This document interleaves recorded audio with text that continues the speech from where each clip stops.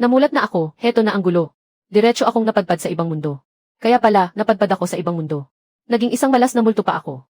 May taglay akong matinding lason. Hindi lang ako abot ng 18 taon. Noong 15 taong gulang ako, nilason ako ng kaaway gamit ang laso ng masamang espiritu. Kung walang himala, hindi ako abot ng 18 taon. Kailangan ko pa palang paibigin ang isang dakilang pinuno ng demonyo. At pigilan siyang mahulog sa landas ng kasamaan. Aha, napakamiserable naman ang buhay ko. Hindi lang ako mabubuhay ng matagal. May taglay akong matinding lason. Kailangan ko pang paibigin ang magiging pinuno ng demonyo, Sixi Yuanjin.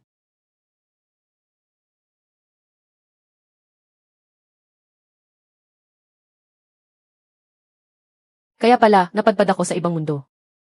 Nasaan ang system, nasaan ang cheat code ko? Anong klaseng transmigration naman ito? Wala man lang kasamang cheat code. Tama na ang pagpalo, masisira ang unan, amo.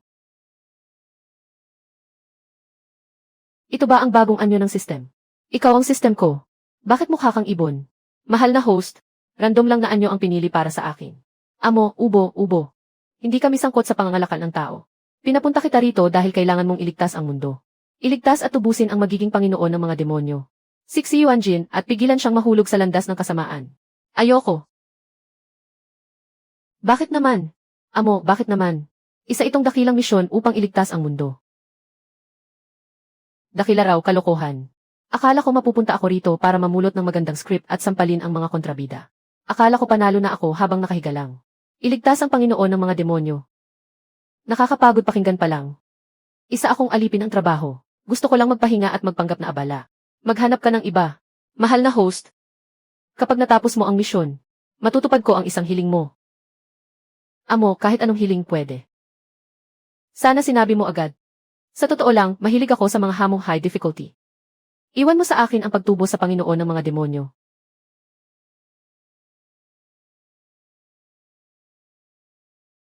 Mahal na host, Yingying ang pangalan ko. Ang pangalan ng dating may-ari ng katawang ito ay Yunkyu. Ang palayaw niya ay Kiki. Siya ang tunay na nakababatang kapatid na babae ni Yunmuyin. Mula pagkabata, suwail na siya hanggang sa paglaki. Sa pilitang kumukuha ng mga lalaki sa bayan. Wala siyang krimeng hindi kayang gawin. 16 na taong gulang ang dating may-ari ng katawan. Noong 15 taong gulang siya, nilason siya ng kaaway gamit ang laso ng masamang espiritu. Kung walang himala, hindi siya aabot ng 18 taon. Kailan umaatake ang laso na ito? Tuwing ika-15 araw ng buwan. Sa gabi ng kabilugan ng buwan. Masakit ba, amo? Parang kinakagat ng libo-libong insekto ang puso. Parang tinutusok ang puso at humihikbi ng dugo. Parang pinuputol ang bawat hibla ng laman loob. Hindi makatakbo sa kamatayan, hindi rin makapaghari sa buhay, amo.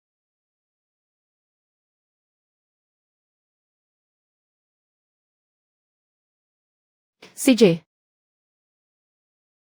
Kung hindi ka makangiti, huwag ka nang umiti. Ang pilit ng ngiti ay halatang peke. Kumusta, kuya? Tore ng Tagak. Gustong pumunta ni Kiki sa Tore ng Tagak. Tingnan mo, ang ganda ng panahon ngayon. Aatake ba ang lason ngayong gabi? Hinahanap ni kuya ang panlunas para sa iyo. Kuya, gusto kong maglinang ng kapangyarihan at maging immortal. Lumaki kang layaw at sanay sa ginhawa. Paano mo kakayanin ang hirap? Kuya, ayoko nang pagurin ka para sa akin. Ako na mismo ang pupunta sa malaking pagtitipon ng mga tagapagsanay sa mundo ng immortal. Hahanapin ko ang bulaklak ng Jelian. At aalisin ko ang sarili kong lason. Malay mo, henyo pala ako. Kuya. Kiki, huwag kang manggulo. Hindi ako nanggugulo. Hayaan mo na akong pumunta. Hindi maaari. Bakit hindi? Napakapanganib niyan. Hindi ako takot sa panganib. Hindi talaga.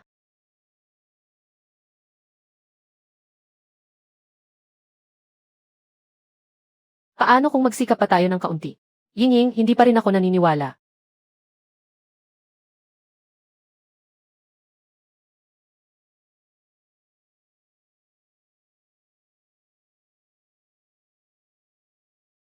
Hay naku! Gustong-gusto ko talaga. Alam mo ba kung gaano kahirap ang landas ng paglilinang? Kailangan gumising ng maaga para magsanay at makaranas ng pambubugbog. Hindi ka pa pwedeng mamili ng pagkain. Kaya ko, hindi maaari. Paano kung umuwi kang umiiyak sa kalagitnaan ng daan? Hindi ako iiyak. Mula pagkabata, iyakin ka na. Sa pagkakataong ito, hindi na ako urong. Buong-buo na ang pasya mo. Susuportahan ka ni kuya. Pero siguraduhin mong iingatan mo ang sarili mo, ha? Amo kong host, ang dami ng dala mo. Makakaya mo ba iyan, Yinging? Wala tayong magagawa. Kasalanan ni kuya. Nag-ayos siya ng karwahe, mga bantay at mga alilang babae. Isuot mo itong palawit na jade. Poprotektahan ka nito at ililigtas sa kapahamakan. Salamat!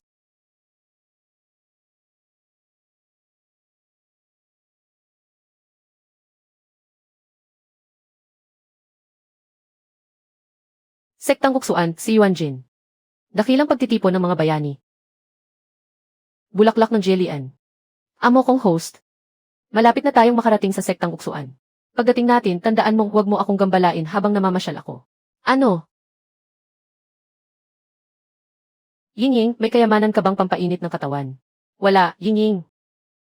Kung wala ka, ano ang silbi mo? Ginagamit ko na ang buong espiritual kong lakas para kalagkarin ka. Naglakbay ka sa ibang mundo. Kung hindi, kaya kong magpalit-palit ng mahiwagang sandata kahit kailan. At napakadali lang sana yun. Kumusta kaya kung magluto tayo ng sopas na manok ngayong gabi? Yingying, tumigil ka para sa amo mo. Magsalita ka pa ng walang ingat at lulutuin kita.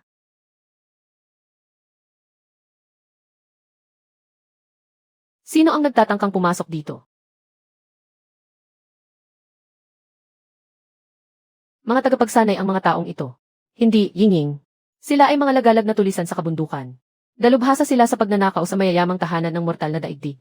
Marami ng buhay ang nabahira ng dugo sa kanilang mga kamay. Karamihan sa kanila ay nasa kalagitnaan ng antas ng pagpapaanyo ng ki. Ang pinakapangit at pinakamabangis sa kanila ay nasa huling antas ng pagpapaanyo ng ki. May tao sa karwaheng iyon, Yingying. Isa pa, magandang dalaga siya. Ano ang pangalan mo? Sumama ka sa amo mo pabalik sa bundok. Titiyakin kong masagana ang buhay mo, may masarap na pagkain at mainom. Kung hindi, huwag mong sisihin ang mga tauhan ko kapag wala silang awa. Mukhang payat na sisiw ito, halos walang laman. Sakto, pampuno ng tiyan ang dakilang hinamin. CJ. Tama na ang daldal. May mahiwagang sandata ka ba? Wala, eh. Yingying, ito na ang huling pagkakataon. Ang sama mo talaga, Yingying. Sigurado ka bang hindi ito pangkamot lang ng kati? Isa itong sinaunang banal na sandata. Latigong hahatol sa Diyos, Yingying. Pangalanan mo ito sa iyong puso.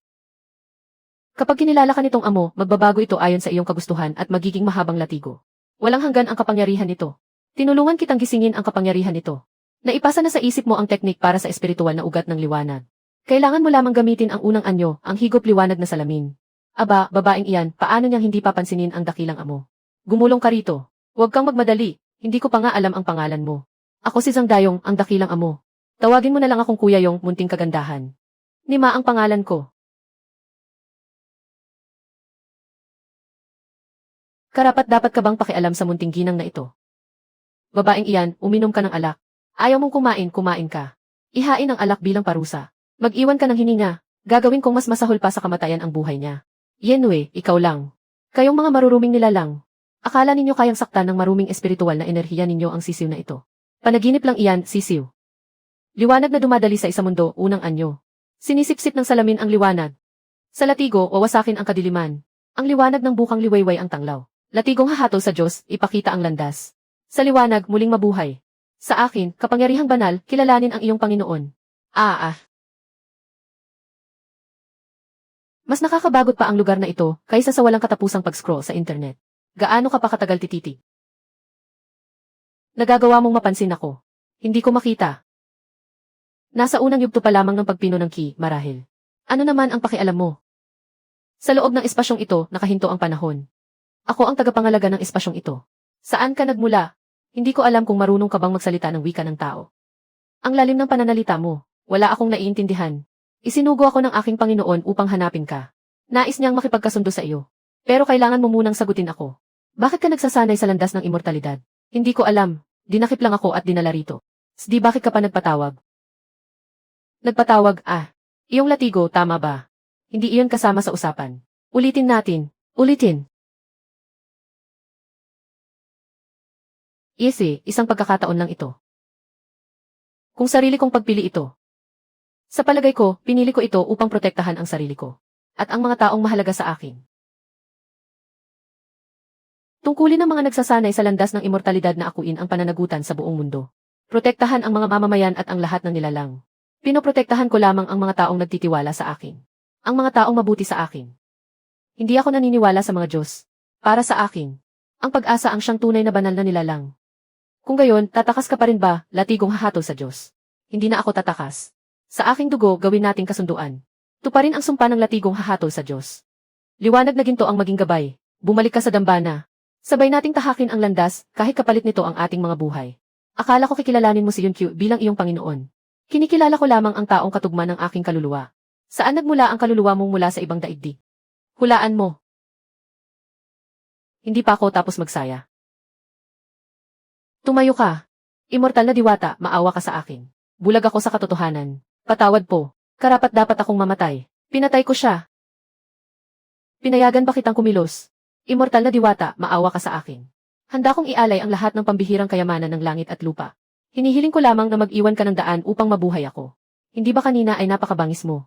Gagawin mong mas masahol pa sa kamatayan ang buhay ko. Bumangon ka, hindi ba nasa huling yugto ka na ng pagpino ng ki? Bumangon ka at lumaban. Iyan walang kwenta. Mga kasamahan sa landas, kayo ba ay narito upang sumali sa pagtanggap ng mga alagad? Dito ang pagpaparehistro. Parang masusuka ako. Hindi nga naman biro ang unang sekta ng Qingyun Prefecture. Ang dami-dami ng tao. Ikaw, dumura ka sa malayo. Mabahong sisiw ka, may gana ka pang mainis sa akin. Talagang sa iyo ako dudura. Nawala na naman siya. Meng Kixiu, kinang panalangin, Xu ng Niebe. Ang likas kong espiritual na enerhiya ay ang plauta ng matinding lamig. Ang king ay yaong king sa puso ko. Ang likas kong espiritual na enerhiya ay ang sibat na walang kapantay. Xi Yuanjin. Isang pusong yumayakap sa mga bundok at ilog.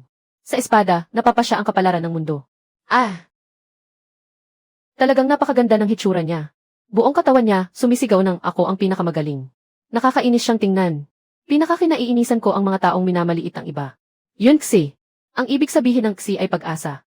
Ang likas kong espiritong enerhiya ay nakatuon sa araw. Hawak ang talim, nilalagpasan ang gabi. Ang likas kong sinaunang espiritong sandata ay ang latigong hahatol sa Diyos. Sinaunang espiritong enerhiya, kaibigan sa landas ng paglilinang.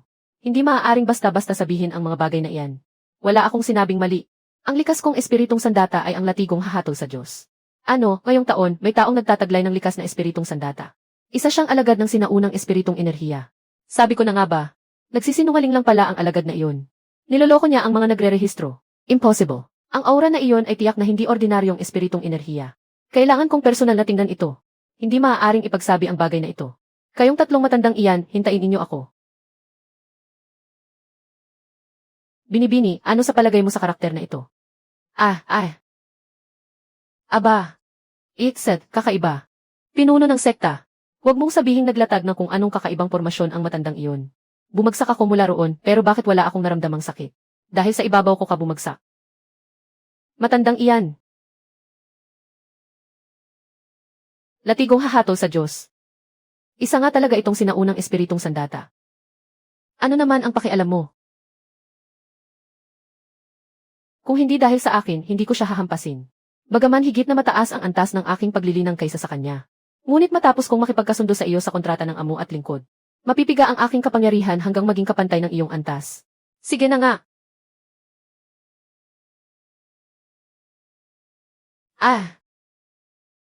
Buwisit, hindi pa rin ba matatapos ito? Aba, bakit hindi masakit?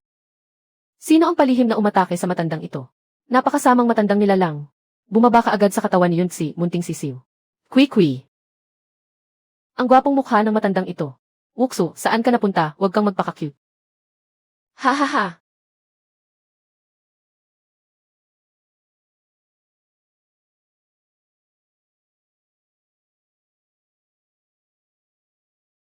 Aray. Tuka sa puwit niya. Walang silbi ang puro kuda. Ganoon nga. Laban lang, munting sisiw. Wuxu, maghintay ka sa matanda. Hindi ko palalampasin ang paghihiganting ito. Tigil! Binibini, kami ay mga nakatatandang mula sa sektang uksuan. Nabalitaan naming ikaw ay nagtataglay ng sinaunang espiritong enerhiya. Kaya kami mismo ay naparito upang anyayahan kang sumali sa aming tuktok ng Ziwei. Ayoko. Binibini, huwag kang magmadaling tumanggi. Ang tuktok ng Ziwei ang pinakamahalagang tuktok sa sektang uksuan. May hindi mabilang at napakaraming batong espiritu roon. Amo. Sobrang sagana ng enerhiya ng mga batong espiritu. Malaki ang pakinabang nito sa ating lahat. Pag-isipan mo muna, ha? Kui. CJ.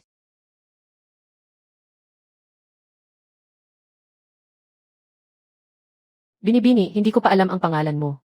Yunxi. Tunay ngang itinadhana tayong magkita. Ako si Yunshan.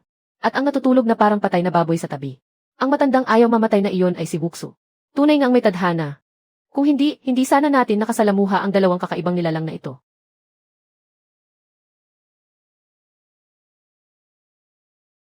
Mga Ginoo, mangyaring kumalma muna kayo. Dumalo sa pagsusulit ang aming batang Panginoon. Hindi kami maaaring magtagal. Talagang tanyag na tanyag ang aming batang Panginoon.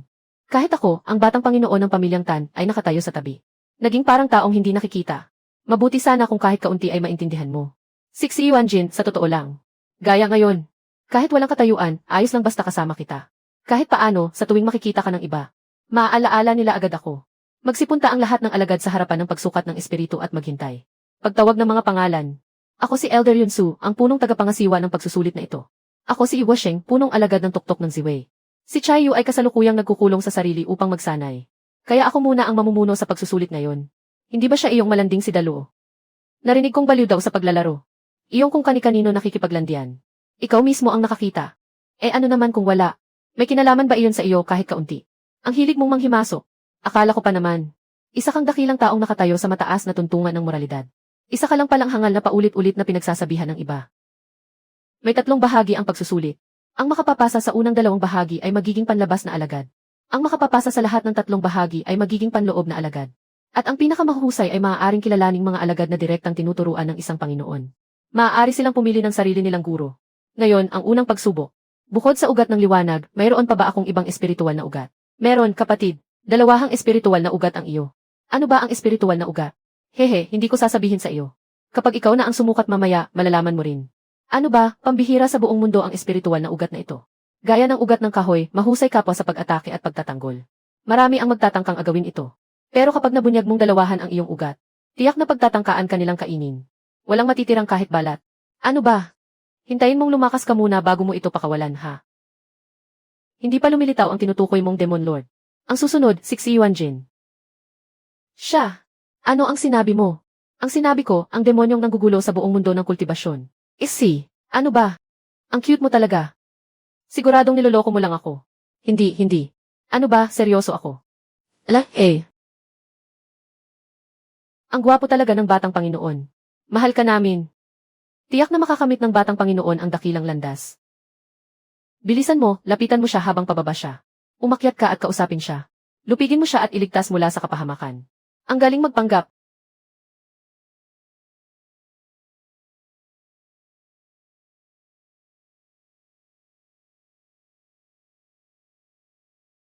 Napakaraming tagahanga.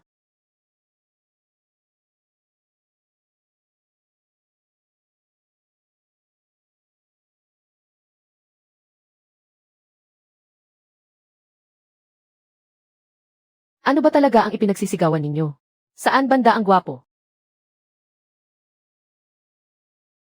Pagbati, kapwa tagapagsanay. Ang pangalan ko ay Yun Xi. Xi, gaya ng salitang pag-asa. Nais kong makipagkaibigan sa iyo, kapwa tagapagsanay. Mukhang nagtagpo ang 2 kaluluwang naghahanap sa isa't isa. Ikaw, hello, ang pangalan ko ay Meng. Meng Kixiu. Ano ba, pinapagalit mo talaga ang manok na ito? Ilang ulit ko nang ipinaliwanag kung paano lupigin at iligtas ang Demon Lord. Ikaw naman, nagtuturo ka pa ng pakikipagkaibigan. Ano ba? Nasaan ang dakilang misyon mo? Nasaan ang tungkulin mo? Alaga mo ba iyan ang cute? Siya si Yingying. Medyo madaldal lang siya. Alam ko nang may makaunawa sa pagiging cute ko. CJ, sobra na iyan. Ako ang unang nakahanap sa kapwa kaluluwa kong ito. Huwag mong tangkaing agawin siya. Akin siya. Bakit naging iyo na naman ako? Hindi mo talaga matiis si Jin, ano? Ako rin, hindi ko siya matiis. Hindi ba't parang magkaintindihan tayo? Nakakainis ka, Yingying. Ako ang unang nakipag-usap sa aking kaunawaan. Kasalanan ko na, Yingying. Huwag mong hilahin ang buhok ng iba. Masakit iyon. Tama na ang suntukan. Kung may sasabihin, sabihin ng maayos. Bagamat alam kong ang isang babaeng kasing ganda ko, ay likas lamang na magustuhan ninyong dalawa. Huwag na kayong mag-away dahil sa akin.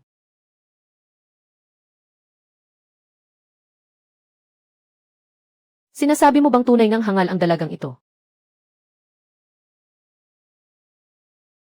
Isang hibla, 1,000, 2 ugat ng espiritu. Napakaganda ng ani ngayong taon. 2 pa ang lumitaw, na mga henyo na may 2 ugat ng espiritu. Talagang kahanga-hanga si Yuxu. Napakabihira ng 2 ugat ng espiritu. Bagamat hindi siya maihahambing sa pambihirang talento ni Young Master Xi. Tiyak na malawak ang kanyang kinabukasan. Tama. Baka balang araw, maging dakilang tao rin siya. Bagamat hindi siya maihahambing sa pambihirang talento ni Young Master Xi. May ganito siyang likas na kakayahan. Tiyak na malawak ang kanyang kinabukasan. Tama. Baka balang araw, maging dakilang tao rin siya. Ang susunod ay si Meng Kixu. Sige na. Ikaw naman, humayo ka. Naniniwala ako sa iyo.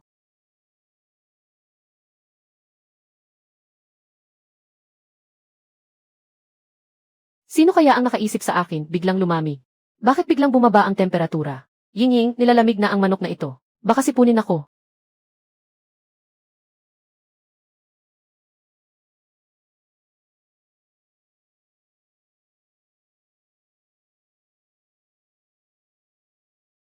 Hindi nga ako binigo ng kaunawaan ko. Ang galing.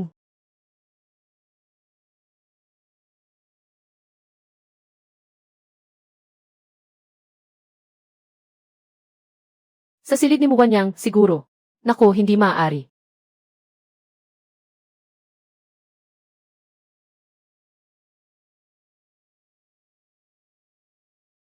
Mabilis, matutulog na ako. Naku, mapuputol ang tulog ko. Manok, mag-isip ka agad ng paraan. Huwag ka nang sumigaw, Ying.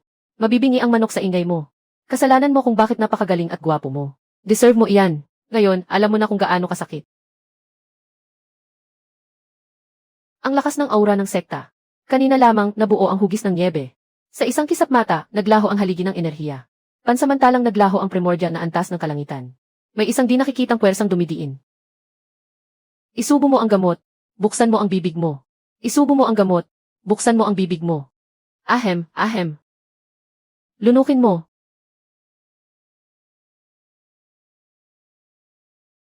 Ayos ang laki ng ipinagmamalaki mo. Aba, nagbibiro lang ako. Bahagya ko lamang ipinakita ang aking lakas. Pero napagaya ka rin ng hangal na ito. Ying, pinag-uusapan na ito ng lahat. Magandang babae ang nagligtas sa magandang babae. Kayong dalawa, maliit na bagay lamang ito. Hindi nga ito dapat pag-aksayahan ng pansin. Ngayong araw, sa pakiusap ni Elder Yunsu, sadyang naparito ako upang dumalaw. Mabuti naman ba ang kalagayan ng inyong katawan, mga dalaga? Mabuti naman ang lahat. Binibining yun, sandali po. Binibining yun, mas makabubuti sa iyong katawan kung ito ang gagamitin mo. Tutal, hindi kasing epektibo ang mga tabletang gamot kaysa sa mismong pinagmumulan ng lunas. Mga talulot ng bulaklak ng Jelian. Ying, bihira at mahalaga ang halamang gamot na ito. Bagamat hindi ito kasing husay ng tubig. Mas maraming ulit na mas mabisa ang mga talulot kaysa sa mga tabletang bilan. Saan mo naman nakuha iyan? Maaari ko bang itanong kung paano mo nalaman na nalason ako? Sa oras ng high, nagtungo ako sa bulwagan ng buhay upang hanapin kayo. Ipaalam ko sa binibini ang lahat. Tingnan natin kung papansinin kita. Ano ba ang nangyari? Sino ba? Wala naman. Isang taong walang kakwenta-kwenta. Magpahinga ka ng mabuti. Matapang na munting demonyo. Lumabas ka na sa katawan ko. Ako, lintik ka. Gutom ka ba? May gusto kang kainin? Umatake na ang laso ng masamang espiritu. Bilisan mo, gamitin mo ang natitira mong espiritual na kapangyarihan. Pigilan mo muna. Hindi ko na talaga maipon ang espiritual na kapangyarihan. Sundin mo ang utos ko. Sisiw, huwag mo akong takutin. Tulog pala siya. Muntik na akong mamatay sa takot. Paggising mo, saka natin ito pag-usapan. Alam kong darating si Binibining yun. Tigil na sa satsat, pumasok ka. Simple naman pala ang loob ng silid ni Kuya Ye. Narinig ko ang kaugalian sa lungsod ng Luoyang. Ang bulaklak na nakabalot sa panyo ay iniaalay sa taong minamahal. Ganoon nga. Mga talulot ng bulaklak ng Jelian. Nais kong makipagkwentuhan kay Binibining yun. Maaari ba? Hindi mo naman sinabi na sa bubong pala. At may yakap ka pang napakalaking banga ng alak. Hindi ako umiinom ng alak. Sige, tikman mo. Maaari mong subukan. Hindi matapang ang alak na ito. Mabango at malinamnam ang lasa ng prutas. Ha. Ahem. Hamak na tao. Ikaw na magnanakaw na sumalakay, mas hamak ka pa. Ano naman kung nakaupo ako? Pwedeng nakahiga, pwedeng nakaluhod. Ano pa bang magagawa ko? Ha, ipinanganak ka sa taon ng baka. Ako naman ay sa taon ng kabayo. Kapag nag-uusap tayong dalawa, nauwi lang sa kalokohan. Kaya huwag na lang tayong mag-usap. Mga talulot ng bulaklak ng Jelian. Dati akong tagapagpagaling. Pero ang alam ko, ang pangunahing landas mo ay ang pagiging tagagawa ng anting-anting. Tama, tagagawa ako ng anting-anting. Ngunit kalaunan ko lamang piniling magpakadalubhasa sa paggawa ng mga anting-anting. Bakit Iwoshing ang pangalan ko? Nawala ang mga magulang ko noong bata pa ako. Noon, napakabata pa namin. Wala kaming alam at ang tanging alam lang namin ay umiyak. Napakalakas ng iyak namin. Kaya nakaakit ito ng gutom ng mga lobo. Ngunit sa sandaling iyon, ang mukha lamang ng aming guro ang malinaw kong nakita. Huwag kang matakot. Ako ang naging unang alagad ng aming guro. Ang nakatatandang alagad ng tuktok ng Ziwei. Guro, kahit mahaba ang gabi, maging marangal man o hamak, mailiwanag na hindi namamatay sa puso. Yiwoshing ang pangalan ko. Iyan ang pangalang ipinagkaloob sa akin ng aming guro. Mula nang magkaroon ako ng ugat ng espiritu ng kahoy, naging tagapagpagaling ako. Noon, wala akong magawa sa sobrang pagkabagot. Kaya palihim akong bumaba mula sa bundok. Mahilig na mahilig akong kumain ng minatamis na hawthorn. Habang tumatakbo ako para bumili ng isang tuso, bigla na lang tinakpan ng isang tao ang mga mata ko. Muli akong nagising sa isang madilim at mamasa-masang kuweba. Nanginginig ako sa matinding takot. Isang taong may suot na maskarang may mukha ng halimaw at pangil. Ang nagpakawala ng nakakatakot na halakhak sa harap ko. Sinabi niyang hukayin niya ang puso ko para gawing gamot. Pati na ang ugat ng espiritu ng kahoy ko. Haha! Napakadalisay at napakayaman ng ugat ng espiritu ng kahoy ng batang ito. Malaking tulong sa aking paglilinang kung huhukayin ko ang mga laman loob niya. Hahaha! Hayop ka! Naghahanap ka ba ng kamatayan? Huwag mong sabihin talagang gusto mong takutin hanggang mamatay ang matandang ito.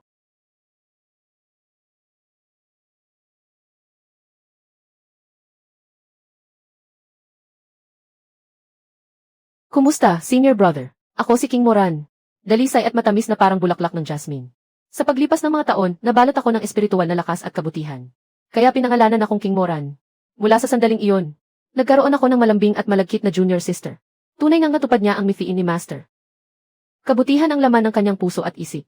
Mula pagkabata hanggang sa pagsapit ng hustong gulang, bawat sulok ng kanyang pagkatao. Ikaw si Munting Pula. Ikaw si Ikalawang Buwan. Ikaw si Bola. Ikaw si Munting Pula. Ikaw si Ikalawang Buwan. Ikaw si Bola. Hahaha, mas mataas pa, senior brother. Mas mataas pa, itaas mo pa, senior brother. CJ. Ngunit napakalambot ng kanyang puso.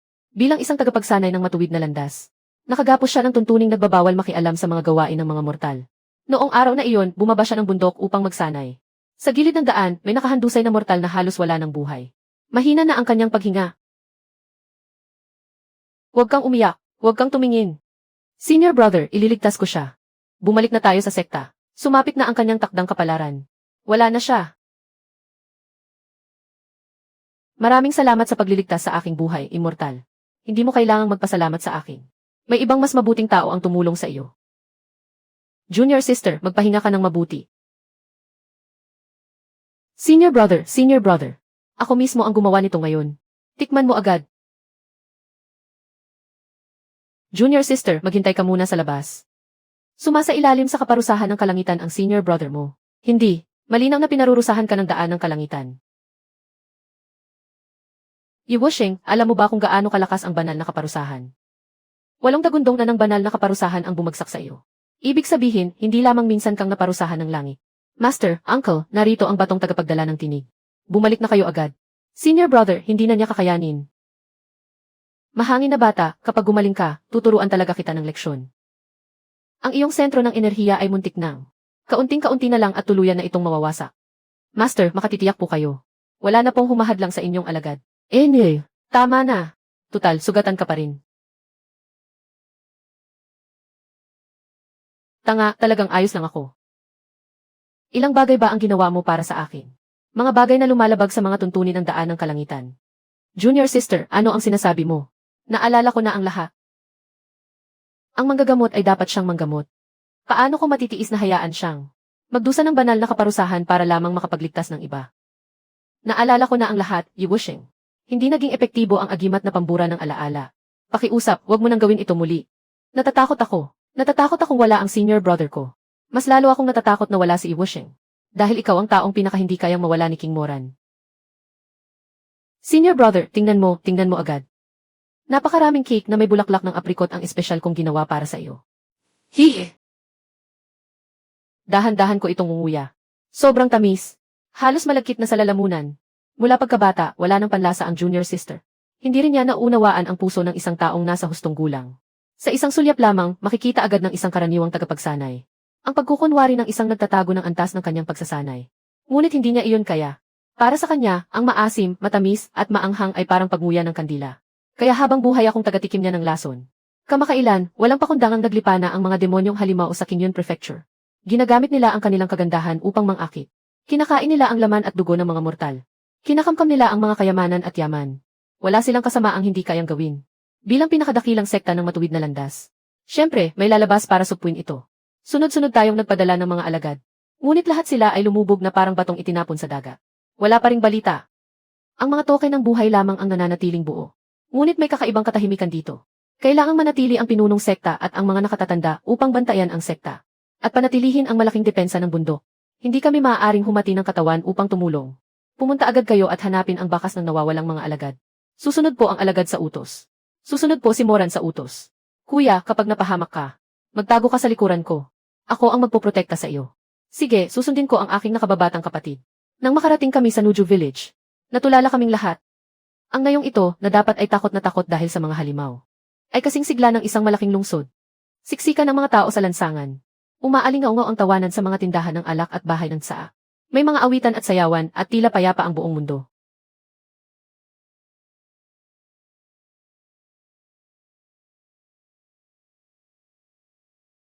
Wala silang anumang dapat ikalungkot. Nasa kanila na ang lahat ng gusto nila. Matagal na nilang nakamit ang kasiyahan. Magtanong-tanong muna tayo. Ngunit wala kaming napala. Kaya bumalik na lamang kami sa tindahan ng dumpling ng mayamang Ginoo. Magpahinga muna tayo sandali bago magpasya sa susunod na hakbang. Kuya, nag-aalala ka ba? Tagapagsilbi, 2 mangkok ng dumpling. Kuya, may malubhang mali rito. May panibagong pangkat na naman ng mga sisidlan. Napakahangal at katawa-tawa talaga ng mga magsasakang ito. Madali silang malinlang. Buhatin ninyo at dalhin. Ihatid ninyo kay Haring Pumili.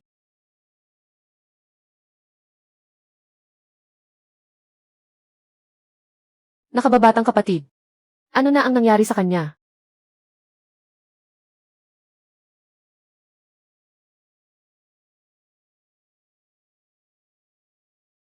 Kuya, sa wakas ay nagising ka na. Sinungaling si kuya. Ikaw ang kuya ko. Kainin mo muna ito. Matamis ito. Ayoko nga. Walang lasa ang mga bagay na ito. Parang humunguya ka lang ng kandila. Kandila, katulad niya at ng nakababatang kapatid. Wala silang panlasa. Naglalaro lang si kuya sa iyo. Hindi niya sinasadyang hindi ka makilala. Tama nga, kuya mo siya. Kaya pala pakiramdam ko, kamukhang kamukha mo si kuya. Pero may kaunting pagkakaiba rin. Kasing tulad siya ng kandila. Siya ang kuya bago mawala ang panlasa niya. Dati, palagi niyang kinukuha ang dugo ko. Sobra niya akong sinasaktan. Kinamumuhian ko siya. Dapat ay narito sila. Sigurado ako. Dito nagmula ang alon ng teleportasyon kanina. Hindi tayo maaaring magkamali. Mahirap hanapin ang sisidlang may ukit. Naghihintay pa si Haring. Paano ito nakasama sa mga sisidlan? Wala akong pakialam kung ano ito. Matagal na sana itong naipadala upang pagharian niya. Ah!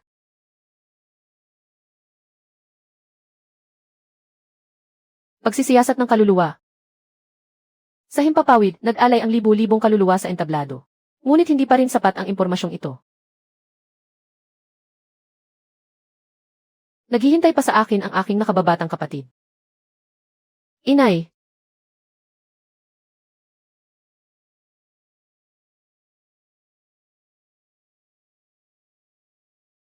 Ano na ang nangyari sa nakababatang kapatid? Matagal na kitang hinihintay. Nasaan ang aking nakababatang kapatid? Nasa iyong bisig siya buong panahong ito. Siya ang iyong nakababatang kapatid.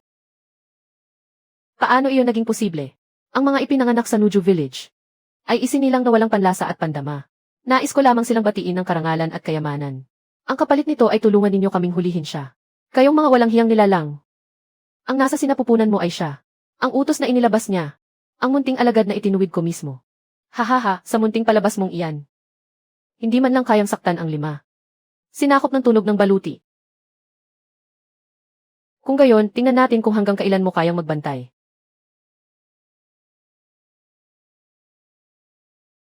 Kuya! Nag-anyong napakalaking anino. Munting liwanag ng panahon. Kuya, sinabi ko na. Sa pagkakataong ito, ako naman ang magpoprotekta sa iyo. Magtago ka sa likuran ko. Kayong mga walang kamatayang nilalang.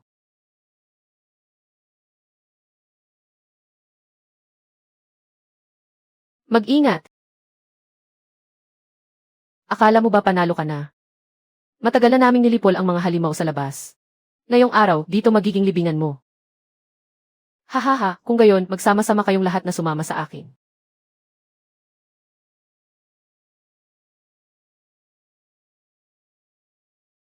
Marahil ang ikatlong liwanag sa aking kapalaran ay si King Moran. Hinahanap mo ba siya?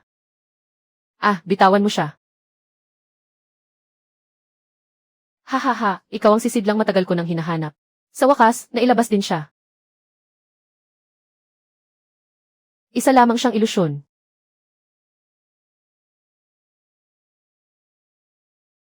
Napakadalisay. Dagdag pa ang pagkahumaling mo sa kanya. Tunay nga, ikaw ang sisidlang hinanap ko sa loob ng 1,000 taon. Kuya, nasa plataporma ng 10,000 kaluluwa siya. Sinisipsip ang lakas ng baka. Magpakailanman, hindi mo malalampasan ang lakas ng baka. Naghahanap ka ng kamatayan. Magbayad ka ng buhay para sa ilusyon na iyan. Kahit makuha mo ang ikalawang kaluluwa niya. Sa huli, isa ka pa ring hamak na langgam. Gamit ang aking espiritu. Kapalit ng kanyang kaluluwa. Saksi ang mga halaman at puno. Bumalik nawa ang kanyang kaluluwang anino sa tunay nitong anyo. Ah!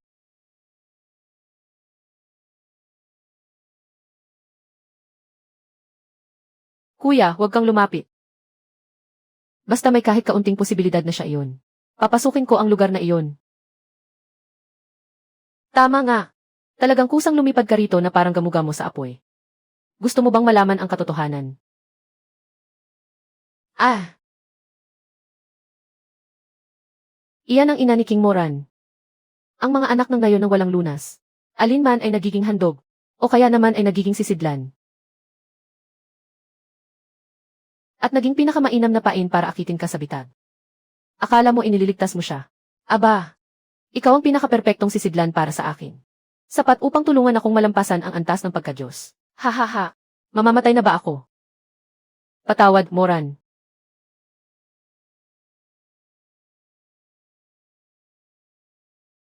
Kuya, sinabi ko na sa iyo. Sa pagkakataong ito, ako naman ang magpoprotekta sa iyo. Ako ang kalaban mo. Wala kang kamalay-malay sa buhay. Wala ka man lang kahit 10% ng espiritual na kapangyarihan. At naglakas loob ka pang humarang sa akin. Kuya, tingnan mo. Hindi ako umiyak sa pagkakataong ito. Balak ko sanang hintayin ang iyong kaarawan at ibigay ito sa iyo. Pero mukhang kailangan ko na itong ibigay ng mas maaga. Ah, Moran, huwag.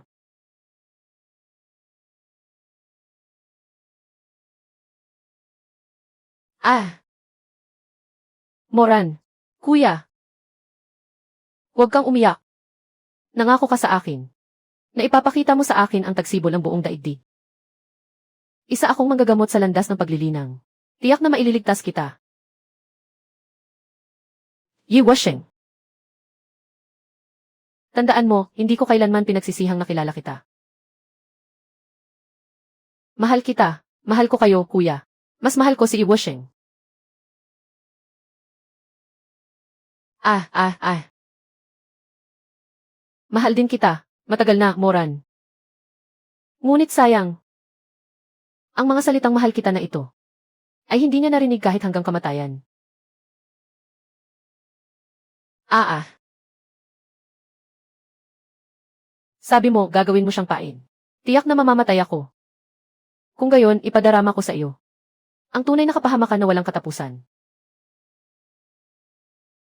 Ang espadang ito ay para kay King Moran. Ah. Ang espadang ito ay para sa kanyang ina. Ang espadang ito ay para sa akin. Nakababatang kapatid sa sekta na hindi na muling makakakita ng tagsibol. Ah. Kaya pala, tunay ngang lumilipas ang tagsibol.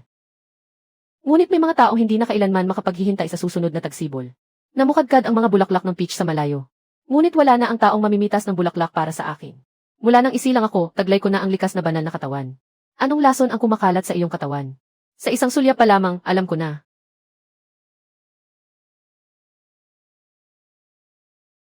Ah! Mula pagkabata, napakatapat mo na talaga. Kaya marami kang sinabi sa akin. Dahil gusto mo lamang maglabas ng saloobin. Hindi iyon ang buong katotohanan. Siya ang nag-utos sa akin na magsalita. Siya! Haha, napakatapat mo talaga. Hindi ko man lang siya nakita. Sa huli, ang huling hibla ng kanyang kaluluwa ay napunta kay Yunxi. Ah! Kawawa naman ang aking munting ibon. Ano ang lahat ng ito? Kumusta? King Moran ang pangalan ko. Ano ang pangalan mo? King Moran. Ninais ng aming guro na maging dalisay, mapagkumbaba at marangal ako tulad ng hiyas. Tulad ng bulaklak na dalisay, matamis at walang bahid. Sa paglipas ng mga taon, napuno ako ng espiritual na biyaya at kabutihan. Hindi ko akalaing makikilala mo ako. Maayos ba kayong lahat? Kumusta rin ang senior brother? Maayos ang lahat.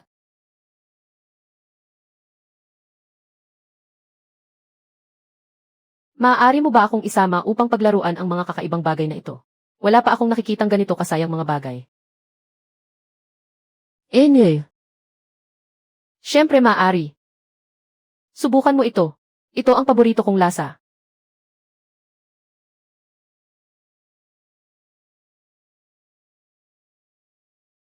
Huwag kang mag-alala. Isa lamang akong hibla ng kaluluwang malapit ng maglaho. Ano ang tawag sa umiikot na kabayong iyon sa harap? Umiikot na kabayong kahoy. Halika na. Sniff. Hindi na kita sasamahan sa paglalaro nito.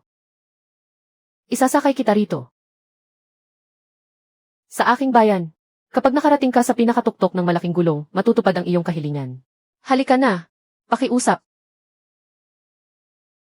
Napakaganda ng iyong dagat ng kamalayan. Noong bata pa ako, madalas kaming nakahiga ng senior brother. At pinagmamasdan ang mga bituin mula sa bubong ng silid ng aming guro.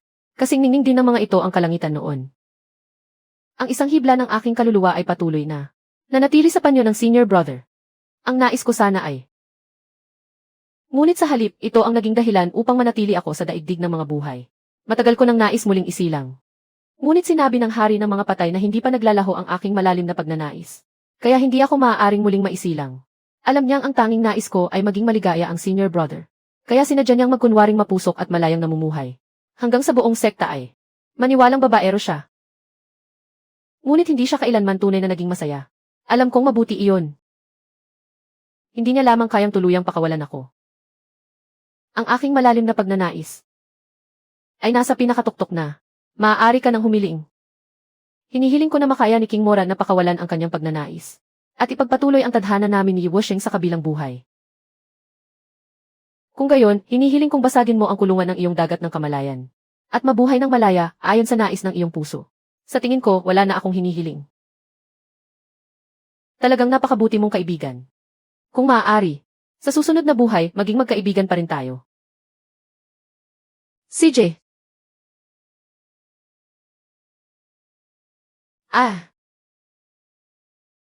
Ying-ying. Ang mukha ko. Manok, gusto mo ba akong papangitin? Gusto mo bang manahin ko ang bulaklak ko? Babala ng parusa ng sistema. Naging negatibo ang progress mo sa panliligaw. Siya ba? Umalis na ba siya para muling isilang? Umalis na siya. Nawala na ang kanyang attachment. Pumunta na siya para muling isilang. Ikaw rin. Dapat ay tumingin ka sa hinaharap habang maaga pa. Sige na, kailangan na rin nating umatras.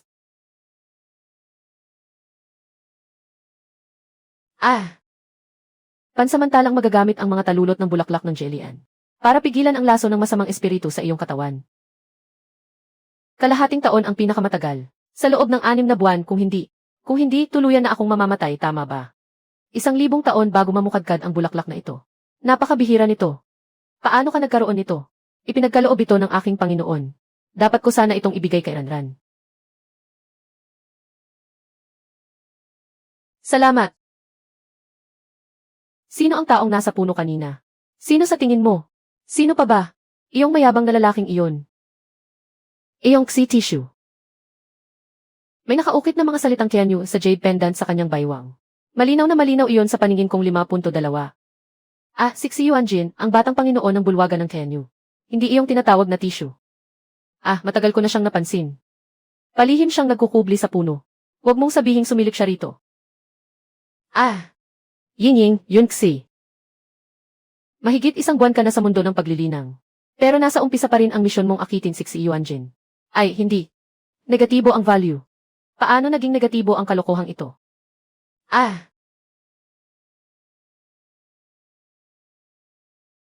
Ay, lintik na sistema. Si Yuanjin. Sabihin mo, isang buong buwan siyang nagkubli. Ano ang narinig mo? Ang laso ng masamang espiritu ay tunay na kasuklam-suklam, gaya ng ipinahihiwatig ng pangalan nito. Lubhang makamandag. Kapag ito ay sumiklab, mawawala pati ang iyong kaluluwa.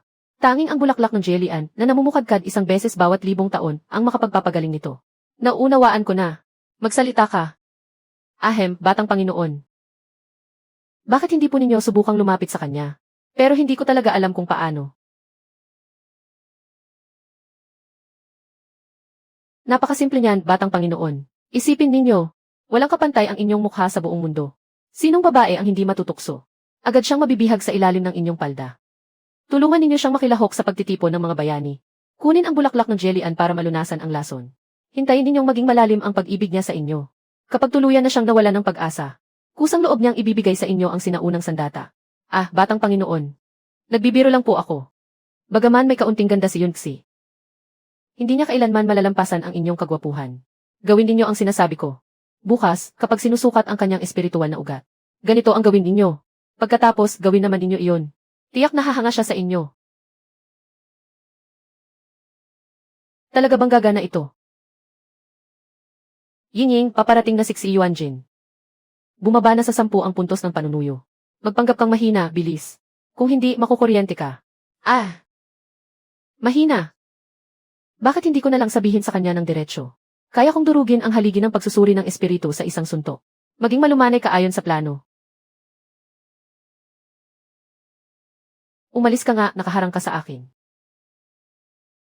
Ano ang sinabi mo? Sabi ko, umalis ka. Ulitin mo nga. Batang Panginoon, magpakalma po kayo. Napakahalaga ng pagsusuri sa ugat ng espiritu. Batang Panginoon, ilabas po ninyo ang inyong galit. Sa maliit na pagtitiis, naiiwasan ang malaking kapahamakan. Kapag nakuha na natin ang banal na sandata. Alam ko. Isang mataas na uri ng ugat ng espiritu ng tubig. Napakadalisay ng kulay nito. Eh ano ito? Tingnan ninyo ang sisidlan.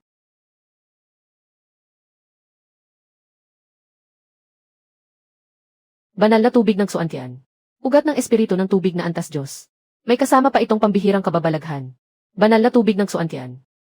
Ugat ng espiritu na antas Diyos.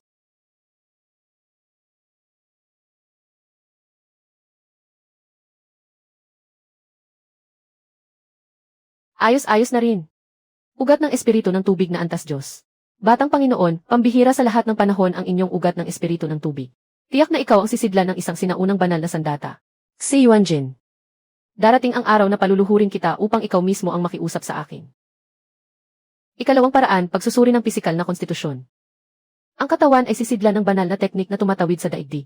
Ang mga meridian ay daan patungo sa kalangitan. At likas na kakayahan sa tunay na labanan.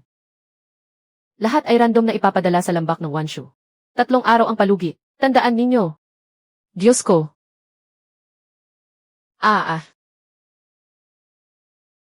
Wala bang mas marangal naman na paraan ng paglabas?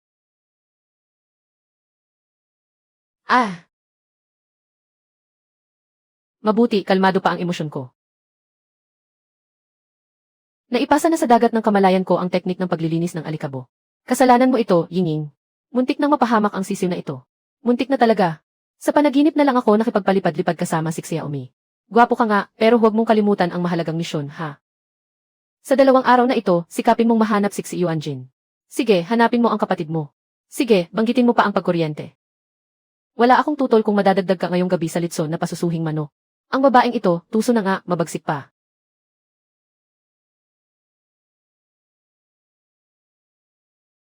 Wow!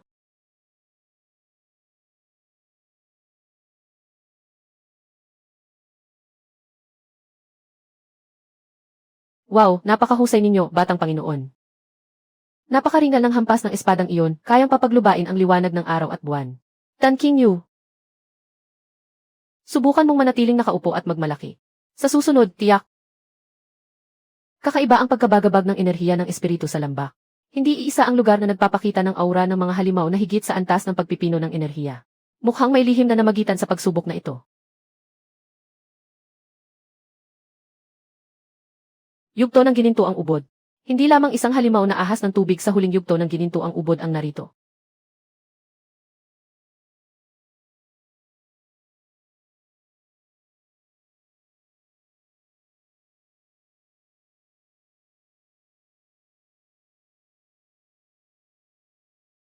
Batang Panginoon, mag-ingat po kayo.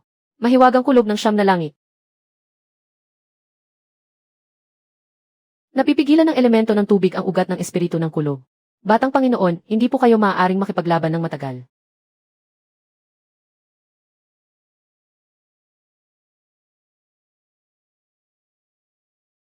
Naglalaro ka ng tubig sa harap ko. Maglaho. Sumpa ng kulog, 1,000 timbang.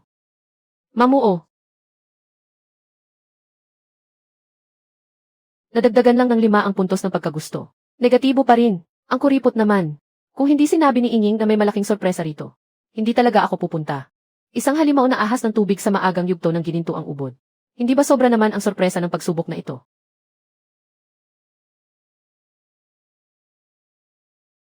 Akin na. Hindi naman ito mahalaga sa akin. Ang mga taong ito. Tan King Yu.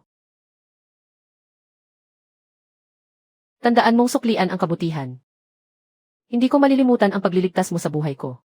Tiyak na itatala ko ito sa aking puso. Pero sa susunod, ikaw na ang mapapahamak. Hindi naman siguradong ikaw ang nagligtas sa akin. Sige na, salamat, si Tissue. Bongga ang pagpapakitang gilas mo. Pero sa nakita kong hinabol ka ng ilang kadena ng tubig, mukhang kawawa ka talaga. Ang posisyon ng batang Panginoon ng bulwagan ng Tianyu. Bakit hindi mo ako paupuin? Yun kasi. Paano nangyari na mas mahina ako kaysa sa iba? Bawal pa ba akong magsalita? Batang Panginoon. Ngayon, naging pabaya ako. Napigilan ako ng elementong tubig. Kung tunay na labanan ang pag-usapan. Hindi pa tiyak kung sino sa atin ang mananalo o matatalo. Salamat, si Tissue. Medyo nakipagtulungan ka rin kanina. Kailangan mo pa bang sabihin iyon? Ang ikalawang antas ay maaaring pumasok sa panloob na tarangkahan. Natutulog na ba siya ng parang patay? Ang pagsubok sa konsensya ay hindi nagtatanggal ng sinuman. Ang pagkakaiba lamang ay nasa ranggo. Ang unang antas ang pinakamagaling. Ang ikalawang antas ay papasok sa panloob na tarangkahan. Ang ikatlong antas ay kailangang magsanay pa sa panlabas na tarangkahan ng 3 taon. Ang susunod ay Sixi Yuan Jin.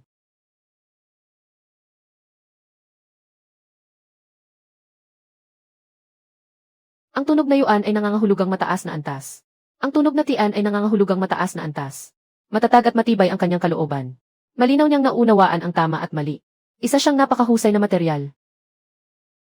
Si Dan Si Yuan ay pumasok sa tuktok ng Jinghuan. Unahin munang protektahan ang sarili bago ang iba. Si Tissue, mukhang tapat ka naman pala. Hindi ba tama ang sinabi ko? Subukan mo pang tawagin akong si Tissue ng isa pang beses. Ang susunod ay si Yuan Xi. Ay!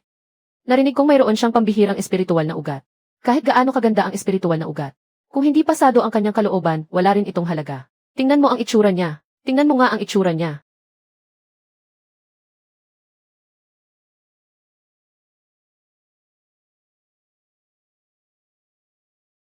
Ah!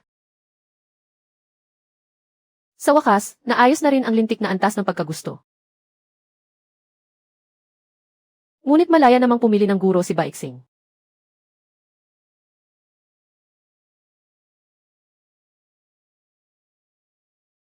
Ano? Salamat, Batang Panginoon. Nagulat ka ba?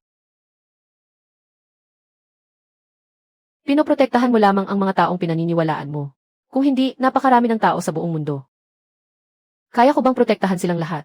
Hindi ba kayo, mga tagapagsanay ng matuwid na landas, ay laging nagsasabing nasa puso ninyo ang buong mundo? Iyon ang tuntunin ng kanilang matuwid na landas. Sinasanay ko ang sarili kong landas. At ang landas ko, ay ang tumulong lamang sa mga karapat-dapat. Gaya noong nasa Wanshu Valley, iniligtas kita. Hindi dahil isa ka sa mga nilalang ng mundong ito, kundi dahil mamamatay ka na. Ako raw ang tinatawag na Tissue. Kung ano-ano ang sinasabi mo, hindi ba kalokohan lang iyon? Alam mo sa sarili mo kung totoo o hindi. Ay! Amo, may matinding panganib sa unahan. Iminumungkahi ang agarang paglikas. Nandito na rin naman tayo. Napakalamig ng presensya niya.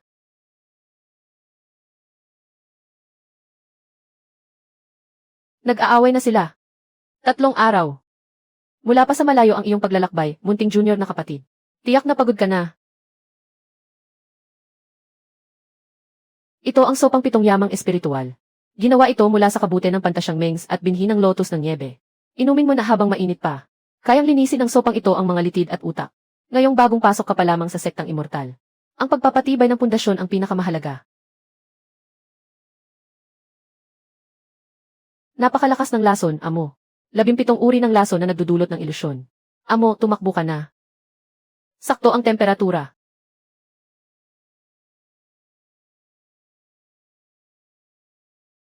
Munting junior na kapatid, munting junior na kapatid. Kulang na lang, may kasama na tayong nang aabuso. Sabay nating pasabugin ang tuktok ng bundok. Ngayong araw, isang sulok lang ang napasabog. May progreso na. Mas bagay talaga kay Chayo ang paggawa ng musika. Kung alam ko lang, hindi na sana ako pumunta rito. May sira silang lahat sa ulo. Hahaha. Hahaha, hindi ba saktong-sakto ito? May sira rin ang ulo ko. Junior sister, gumising ka. May magandang balita. Ha? Ele, sumunod ka sa akin. May ipapakita akong astig sa iyo. Kakagawa ko lang ng tahimik na aparato para sa pagmamasid at pagsisiyasat. Tinatawag ko itong tahimik na tagamasid. Mukhang makapangyarihan. Tapos, syempre, susubukan natin. Ang gilid ng lambak ng Chensing sa likod ng bundok ang pinaka-perpektong lugar para mapahama. Pwede ba tayong pumunta sa lambak ng Chensing? Pwede. Syempre naman. Mas pino, mas elegante. Humanda na sa pag-activate. Ganap na tahimik. Hindi man lang magagalaw ang isang langgam.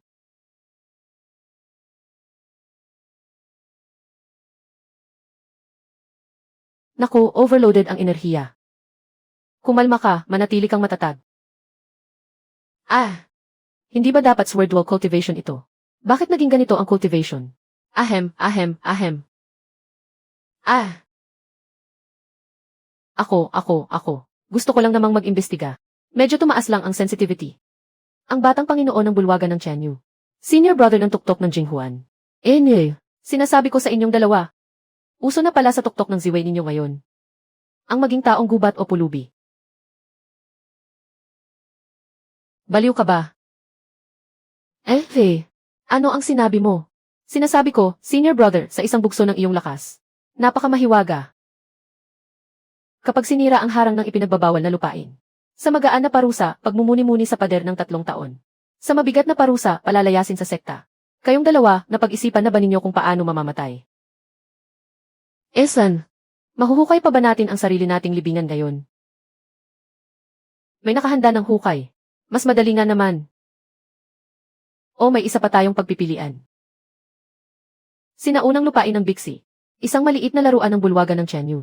May iwasan nito ang kamalayan ng sinumang mababa sa yugto ng pagbabagong Diyos. Mapaparusahan din naman tayo. Kung ganoon, pasukin na lang natin at maglibot. Hindi na rin naman malaking dagdag ang isang ito. Pero hindi tayo makakapasok. Pakiusap sa akin. Talagang nakakadismaya ang mukha ni si Yuanjin. Nakikiusap ako sa iyo, Panginoong Bata. Hindi ko narinig ng malinaw. Ulitin mo ng isang beses. Babala, bumababa ang antas ng pagkagusto. Manganganak na si Tan Qingyu. Maghintay na lamang kayo sa labas. Panginoong Bata. Panginoon, kasalanan ko po. Nadulas lang ang kamay ko. Nakikiusap po kami, isama ninyo kami sa loob. 2 oras ang taning.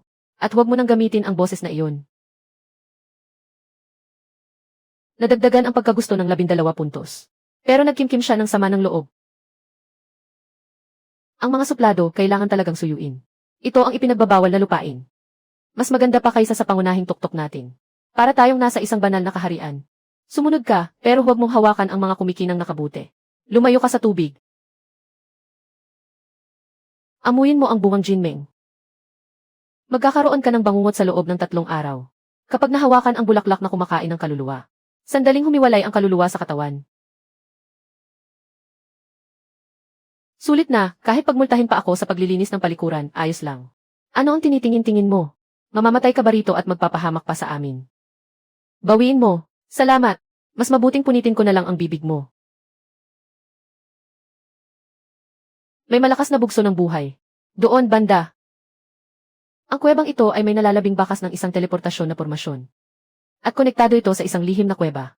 Pumasok tayo at tingnan. Mag-ingat ka.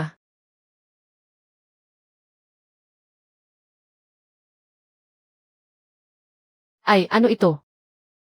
Itlog ito ng isang mataas na antas na espiritual na ibon. Pero daan-daang taon ng tiwangwang ang kuwebang ito. Buhay pa ito. Napakasigla ng buhay nito. Mabilis nitong sinisipsip ang enerhiyang espiritual.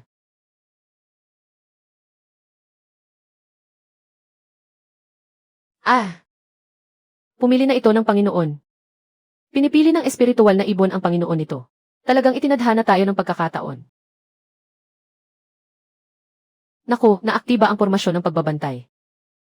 Ang itlog na ito ang ubod ng pormasyon. Lubos nang naaktiba ang malaking pormasyon. Isinasara na papaloob ang harang. Tatagal ito ng pinakamatagal na isang insenso. Mamamatay tayong lahat dito. Magagamit pa ba ang salaming pumipigil sa hininga? Wala na itong silbi. Selyo sa espasyo ito. Kailangan nating makalabas sa pamamagitan ng dahas. Pero napakaraming tao sa labas. May nakakita sa atin. Hindi bababa sa mahigit 10 tao ang papunta rito.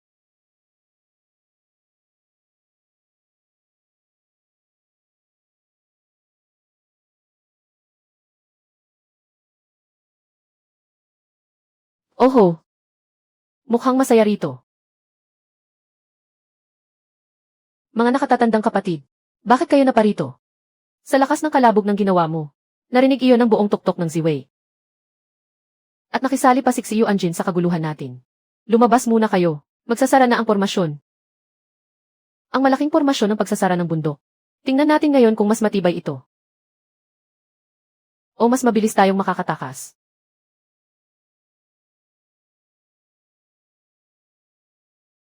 Ay, mga tao mula sa tuktok ng Ziwei. May yakap-yakap na itlog. Narito rin ang batang Panginoon. Sumabog hanggang sa ipinagbabawal na lupain. Pumasok sa ipinagbabawal na lupain ang tuktok ng Ziwei at si Xiu Anjin. Naaktiba ang pagbabawal, at ninakaw pa ang espiritual na kayamanan. Malaking kasalanan iyon. Nagangalit sa galit ang elder. Kami ay, tumahimik ka. Malinaw ang ebidensya. Huwag ka nang magpalusot. Ayon sa batas, tatanggap kayo ng parusang kidlat sa siyam na langit. Parusang kidlat sa siyam na langit. Si Yunxi ang itinuturing na pangunahing salarin. 2 ulit siyang tatanggap ng parusang kidlat. At dapat ding ibalik agad ang itlog ng ibon. Itlog ng ibon. Marunong humatol ang elder. Hindi ko naman ito ninakaw. Siya ang pilit na sumunod sa akin. Kayo na po ang humatol. Napakahamak mo. Kung hindi, ano? Elder Moksu, kumalma po kayo. Hahaha. Wanghai, ikinalulungkot ko ang walang kwentang disipulo kong ito. Ngayon ay mapipilitan akong sumuway sa inyo. Lin Sui, ikaw. Mabuti, ngayon ay tiyak kong pupugutan ka. Tingnan natin kung sino ang makakapigil sa akin. Walang kaayusan. Tingnan mo, pabaya man ako sa tungkulin at hindi ako pumayag na kumilos, ano ngayon? Nagkasala ang mga disipulo ko. Sarili nilang kagagawan ito. Kami na ang mananagot. Gamitin ang kidlat ng siyam na immortal. Hindi kita papayagang gamitin ang pamamaraang ito para pumatay. Sinabi ko nang hanggang dito na lamang ang usaping ito. Bawal siyang parusahan ng kulog, lalo nang bawal mo pa itong usisain. Tungkol naman sa batang iyon.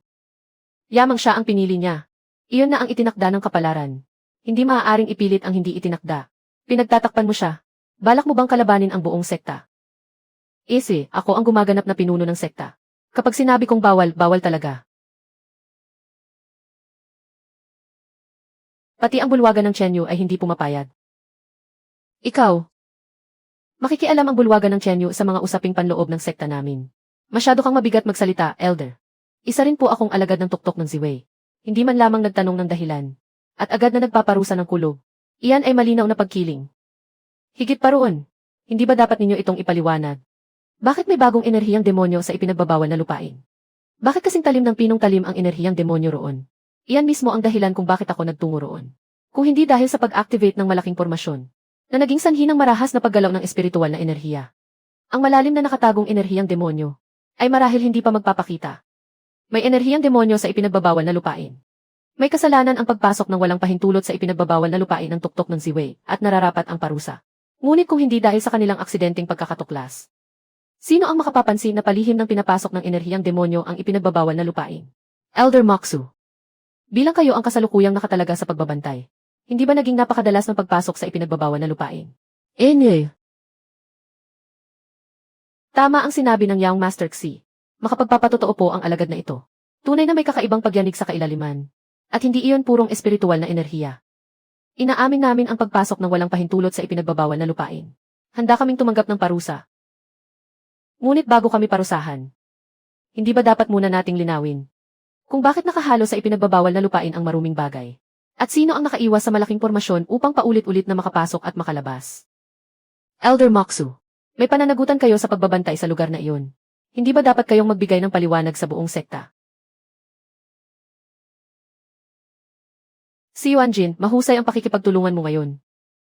Yesui, kailangan ko pa ba ang sabihin mo? Kabalbalan, isa itong ganap na kahibangan.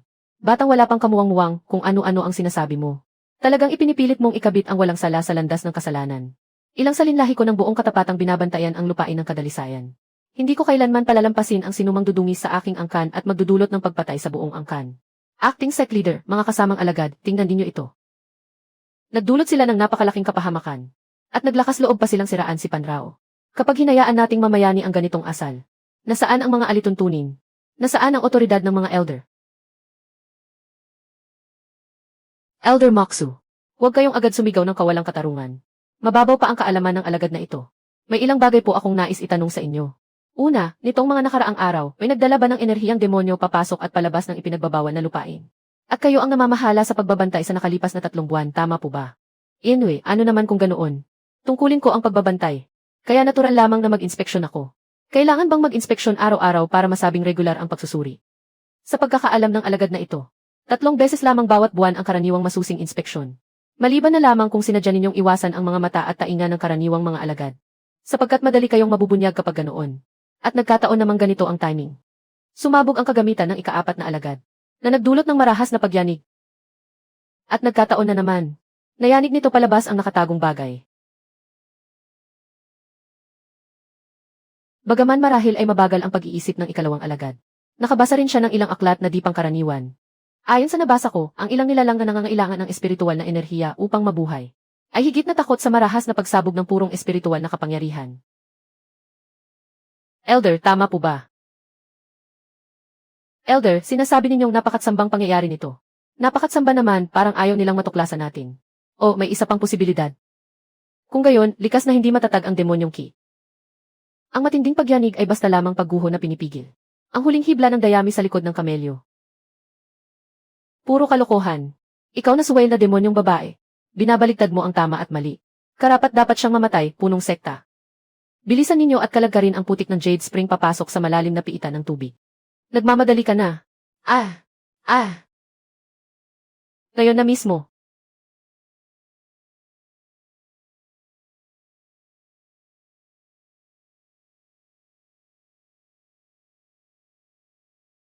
Gusto nitong maging nabubulok na laman at tumakas. Kanina pa ako handa sa ganyang galaw mo.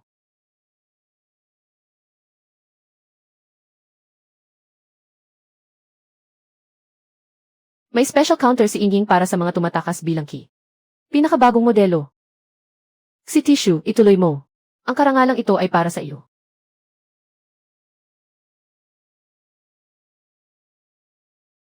Halika, hindi na siya makakilos.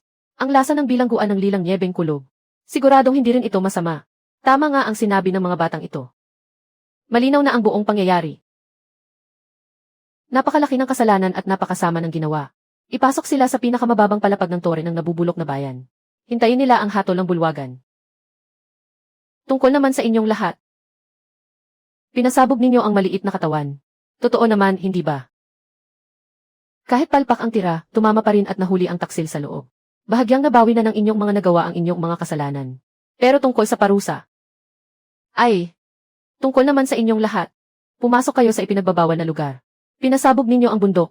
Totoo nga naman, hindi ba? Kahit palpak ang tira, tumama pa rin at nahuli ang taksil sa loob. Bahagyang napag-usapan na ang inyong mga nagawa at pagkakamali. Pero ang parusang ito, ang mga tuntunin ay tuntunin. Kailangan pa rin ang maliit na parusang magsisilbing malaking babala. Parurusahan ko kayong 6 na pumunta sa lambak ng mga espiritong halimaw. Opo, maraming salamat po, Senior Disciple. Hindi ka rin makakatakas. Kayong lahat, pumunta kayo at magsalok ng dumi. Sa loob ng 1 buwan. Bibilang lamang ito kapag nakapasa sa pagsusuri ng tagapamahala.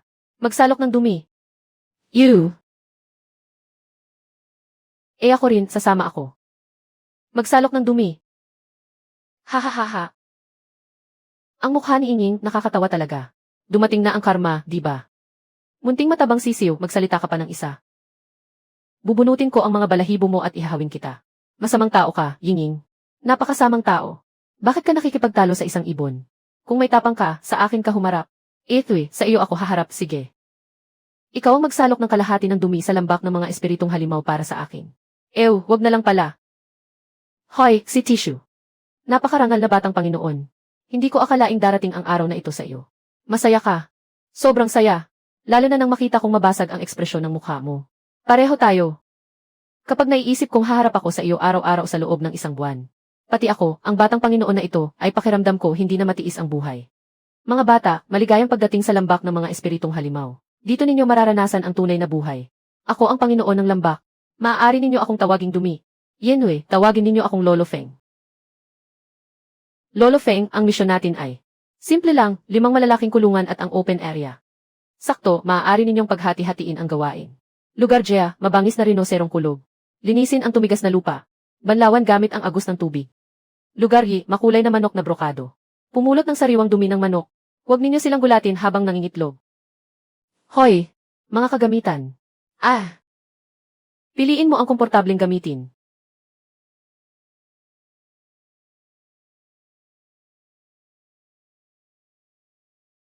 Ito na lang, fancy. Mukhang mamahalin agad.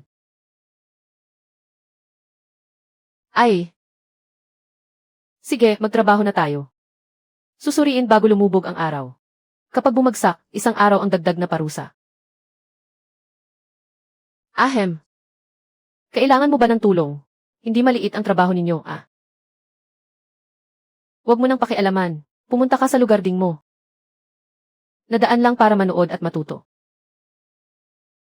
Nakakatakam naman. Hihi.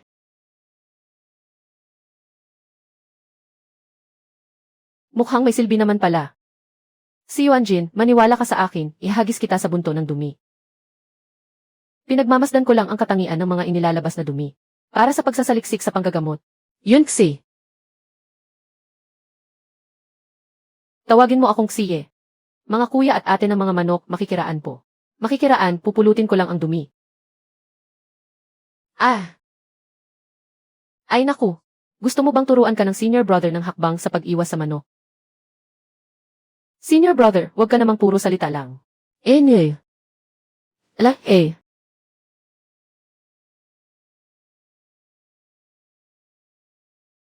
Hahaha. Kailangan mo ba ng tulong? Hindi na po kailangan. Kakaiba naman ito. Sabay-sabay silang nawawala. Hinahanap ba ng junior sister na iyon ang isang tao? May kailangan po ba ang senior brother na ito? Nakita kitang paikot-ikot ng napakatagal. Hinahanap ko ang ilang tao sa tuktok ng Ziwei. Alam mo ba kung nasaan sila? Alam ko, hindi lang kung nasaan sila. Alam ko rin kung ano ang ginagawa nila. Ano ang ginagawa nila? Naghuhukay ng dumi. Ano? Na-trigger ang malaking pormasyon kahapon. Dapat mahuli ang nakatagong taksil na nakatatandang pinuno. Narinig mo na, di ba? Ang kaibigan mong si Yun Xi. Dagdag pa ang malas nating batang Panginoon. Lenwe. Hahaha, naghukay ng dumi. Si Yun Xi at ang Xi Yuanjin na iyon. Tama ba, hahaha. Nakakatawa rin naman talaga. Tingnan mo, naroon sila.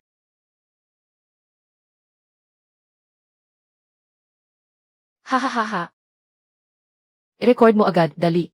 Huwag palampasin ang pinakamagandang eksena. Gumawa ka ng 2 kopya. Ipadala ang isa sa atin niya. Itago ang isa bilang hawakan sa kanya. Ang talino mo. Naku, baka napansin niya. Hoy, si Tissue. Tapos ka na bang maghukay ng dumi sa bundok Jinwoo mo? Sinabi ni Lolo Feng na magsasagawa na sila ng inspeksyon. Ikaw ang bahala sa dumi ng rinoceros mo. Muntik na akong mamatay sa gulat. Akala ko nahuli na ako. Huwag mag-alala, nakatago ako ng maigi.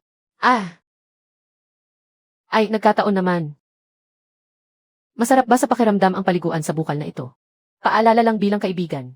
Ang timplang imbakan na ito ay ginagamit na pataba para sa mga halamang espiritu. Napakaganda ng epekto. Naway maging maayos ang ating pagtutulungan. Anyway, ayos lang. Sobrang lupit ni Yunxi. Talagang hindi ka pani-paniwala.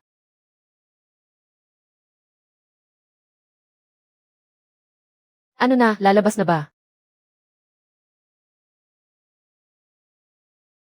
Ah. Bitawan mo ako, Yinging. Walang hiya kang bastos, Yinging. Hihi. Ah. Hahaha. Naku, hindi ko na kaya. Hahaha.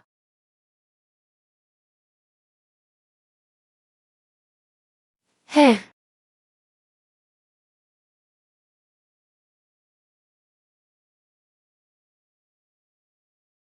Napakapangit pakinggan, Yinging.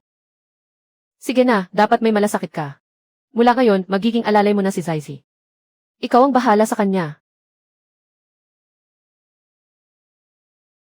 Napakapangit pakinggan, Yinging. Hindi maaari. Parang naaamoy ko pa rin ang baho sa buhok ko. Yunxi, ikaw ang mananagot. Isang buwan nang mawawala ang pang-amoy ko. Mengxia Oksui, magsalita ka ng may katwiran. Sino ba ang pilit na gustong magtala ng masasayang alaala?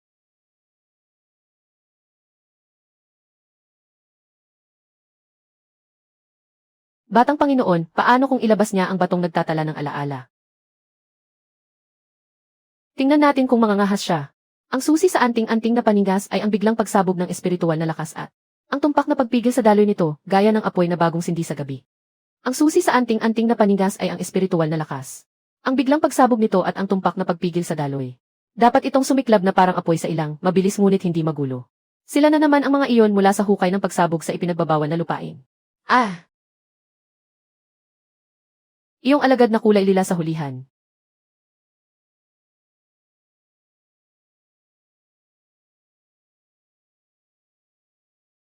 Matulog ka na kung iyon lang. Nangangahas ka pang matulog ng ganoon kapangahas. Ah! Ano ang nangyari?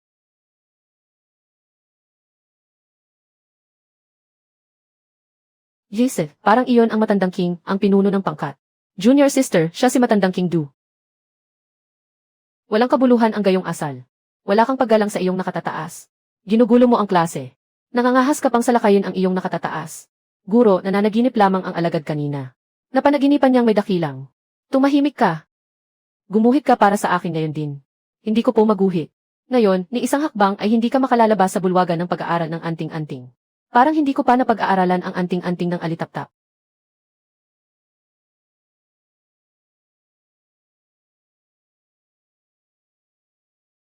Munting guro. Nakalimutan mo na ba noong pinasabog niya ang hukay? Talagang kakaiba ang natutuhan niya tungkol sa mga anting-anting ng mahika. Hihi! Pansamantala, huwag ka munang pumunta sa bulwagan ng pag-aaral ng anting-anting. Pumunta ka sa tanggapan ng materyales ng anting-anting at bilangin ang mga papel sa inventaryo. Hindi ka makaalis hanggat hindi mo natatapos ang bilang. Guro! Nakatambak na parang bundok ang mga papel ng anting-anting sa tanggapan ng materyales. At nangangahas ka pang matulog sa klase ni matandang King Du. At pinabagsak mo pa ang isang tao. Tinatanggap ng alagad ang parusa. Ipatong mo ng 2 sa 3 patong. Ang amoy ng lambak ng mga espiritual na hayop. Ang hugis taong hukay na iniwan ng mga tao mula sa bulwagan ng pag-aaral. Yinging! Yunxi, Yunxi. Hindi tama ang amoy dito, Yinging.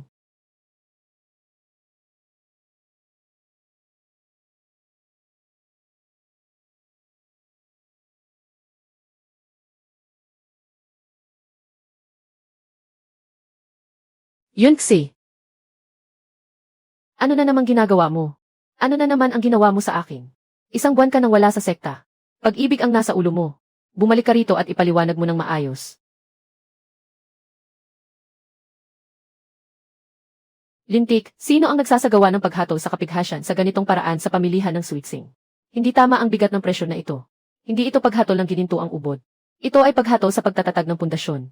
Paano magkakaroon ng ganitong lakas ang paghatol sa pagtatatag ng pundasyon? Nalampasan na ang unang bugso. Kinaya ng laman ang siyam na pambihirang kulog mula sa langit. Anong klaseng halimaw naman ito? Halika!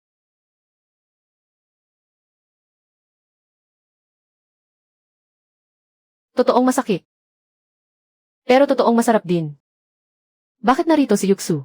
Nakita ko na siya noon sa plataporma ng pagsubok sa espiritu. Naaalala ko siya. Nakilala ko siya sa hanay ng mga alagad sa bundok ng mga immortal at demonyo. Nagkataon lang ba talaga? Kaibigan ng Dao, kabilang ka ba sa sektang uksuan? Ako si Xiao. Yuxu mula sa White Frost Peak. Tunay nga siyang alagad ng sektang uksuan. Kaibigan ng Dao, katatapos mo pa lamang magtatag ng pundasyon, ngunit nagdulot ka na agad ng siyam na kulog ng kapighatian. Kahanga-hanga ang iyong talento at lakas. Hindi nararapat na manatili tayo rito ng matagal. Ang amoy ng dugo ay malapit nang makaakit ng higit pang kaguluhan. Kung hindi ka tutol, kaibigan ng Dao, maaari mo bang samahan ako sa paglalakbay? Mas ligtas ng kaunti. Lumilitaw si Yuxu sa kailaliman ng bundok ng mga immortal at demonyo. Nagkataon lang talaga. Sasamahan ko muna siya at pagmamasdan. Kaibigan ng Dao, Bai Xiao. Matatag na ang iyong mga pinsala at antas ng pagsasanay. Salamat sa iyong pag-aalala, kaibigan ng Dao na si Yuxu. Wala na itong malaking hadlang. Napakabuti naman. May underground auction sa lugar ng 100 ng pira-pirasong bituin at tunaw na ginto. Kaibigan ng Dao na Bai Xiao, kung mapalad kang makarating doon. Baka may mapala ka. Sinadyang anyayahan ako ni Yuxu sa ganitong lugar. Sinusubukan ba niya akong gamitin? O tunay niya akong gustong makasama? Ang pinagmulan ng huling bagay ay mahigpit na lihim. Natatangi ang kalagayan nito. Ang panimulang presyo ay 100 katamtamang espiritong bato. Ano? Ano ba ito? Anong klaseng bagay ito? Hindi ito mukhang ginagamit bilang handog na espiritong bato sa sekta. Ano kaya ang nasa loob nito? Ito na iyon, ano ba talaga ito? Ang pangunahing tampok ay isang sirang bato lamang. 100 katamtamang espiritong bato. Nababaliw na ba siya sa kagustuhang kumita? Pansamantala namin itong tinatawag na bato ng paghugas ng kaluluwa. Nakasalalay ang lahat sa inyong paningin at kapalaran. Magsisimula na ang bidding. Kiete, siya nga iyon.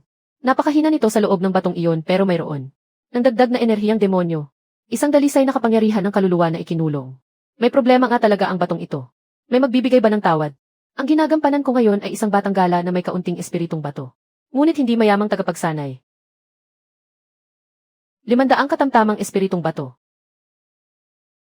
Hindi siya mukhang ordinaryong tagapagsanay na gala. 500 katamtamang espiritong bato. May iba pa bang magbibigay ng tawad, mga kaibigan ng Dao? Ikalawang beses na naibenta. May kakaiba sa taong iyon. Mas lalong may kakaiba sa batong iyon. Kailangan ko siyang sundan. Kaibigan ng Dao na si Yuxu. Lubos akong humihingi ng paumanhin. Biglang sumakit ng husto ang aking tiyan. Kailangan ko munang pumunta sa palikuran. Talagang kawili-wili si Bai Xiao. Hindi ito nagkataon lamang. Matagal na itong itinanim na patibong. Hindi masama ang bagay na ito. Ito mismo ang gusto ng Panginoon. Napakahalaga ng dalisay na kaluluwa sa loob at ng pulang malinaw na ubod. Ubod ng bato ng dalisay na kaluluwa at malinaw na kalawakan. Tunay ngang hindi simple ang batong ito. Hindi ka naman nasundan, hindi ba? May ilang espiya sa loob ng lugar ng auction. Pero nalinis ko na silang lahat. Sinuri ko rin ang daan pabalik. Walang sumusunod sa atin. Napakagandang bagay. Ibigay mo sa akin. Ito ang gantimpalang ipinangako ng Panginoon sa iyo. Hindi ito mababasag. Tama nga, isang dalisay na kaluluwa ang nakakulong sa batong iyon. Kailangan ko munang tiyaking tutuparin ng Panginoon ang ipinangako niya. Huwag kayong mag-alala, handa na ang lahat. Sino? Habang nanganghuli ng tipaklong, may ibong nag-aabang sa likuran. Hindi lang siya ang narito. Lahat ay nag-aagawan sa bato. Walang pumapansin sa sirang pedestal na iyon. Kung gayon, ito na ang pagkakataon ko. Ang pedestal na ito ay hindi lamang sisidlan. Isa rin itong tagapigil. Putulin ito. Putulin ang kapangyarihan ng kaluluwa.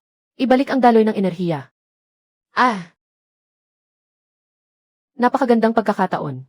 Aha! Ito ang sandaling hinihintay ko. Ang bato.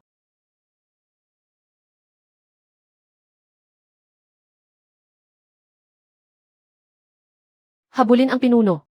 Siguraduhing mahuli ang taong iyon. Hilahin palabas ang tusong iyon pati ikaw. Kung hindi, 4. Naalala na ni Ginang Yuxu. Kapahamakan ang idudulot ng bagay na ito kapag iniwan dito. May dalawang aura na humahabol sa atin. Napakabilis nila. Nasa pagitan tayo ng kanilang paglusob. Si Yuanjin. Bakit siya narito? Wala itong kinalaman sa inyo, mahal na Ginoo. Ngunit nakikiusap akong pagbigyan ninyo ako. Hindi maliit ang tapang ng palaboy na magsasakang ito. Sino ka? Ako si Xiao. Isa lamang akong palaboy na nagsasaka ng landas ng immortalidad. Maraming salamat sa pagsagip ninyo sa akin. Ano ang tinitingin-tingin mo? Hindi ka pa ba nakakita ng taong hinahabol para patayin? Ang tono ng pananalita mo. Astig. Tayo na. May kakaiba sa palaboy na ito. Xiao. Isang palaboy na nagsasaka ng landas ng immortalidad. Katatapos pa lamang niyang patatagin ang pundasyon ng kanyang paglilinang. Ngunit naglakas loob na siyang pumasok sa kailaliman ng kabundukan ng mga immortal at demonyo. At pinakialaman pa ang mga tauhan ng bulwagan ng Incha at Swemian. Hindi maliit ang kanyang tapang. Nagkataon lamang ang ating pagkikita. Wala akong magagawa kundi sumunod sa pagkakataon. Muli, maraming salamat sa tulong ninyo, Batang Panginoon. Mauuna na akong magpaalam. Hahanapin mo si Yukso ng sektang uksuan. Paano niya nalaman? Ano ang dahilan para makipagkita ang isang palaboy na nagsasaka ng landas ng immortalidad sa lugar na ito? Kung hindi siya, sino pa? Napakasamang taong iyon. Kasing talas pa rin ang dati ang pagmamasid niya. Ano ba ang ginagawa niya? May kailangan din akong itanong kay kaibigang Yuksu. Si Yuanjin, maling gamot ba ang nainom mo? O baka naman nasira ang utak mo sa suntok? Ikaw? CJ, si Yuanjin. Nagkakaganito ka rin pala. Batang Panginoon Xi, bakit namumula ang inyong mga tainga? Masyado bang mainit dito sa yungib?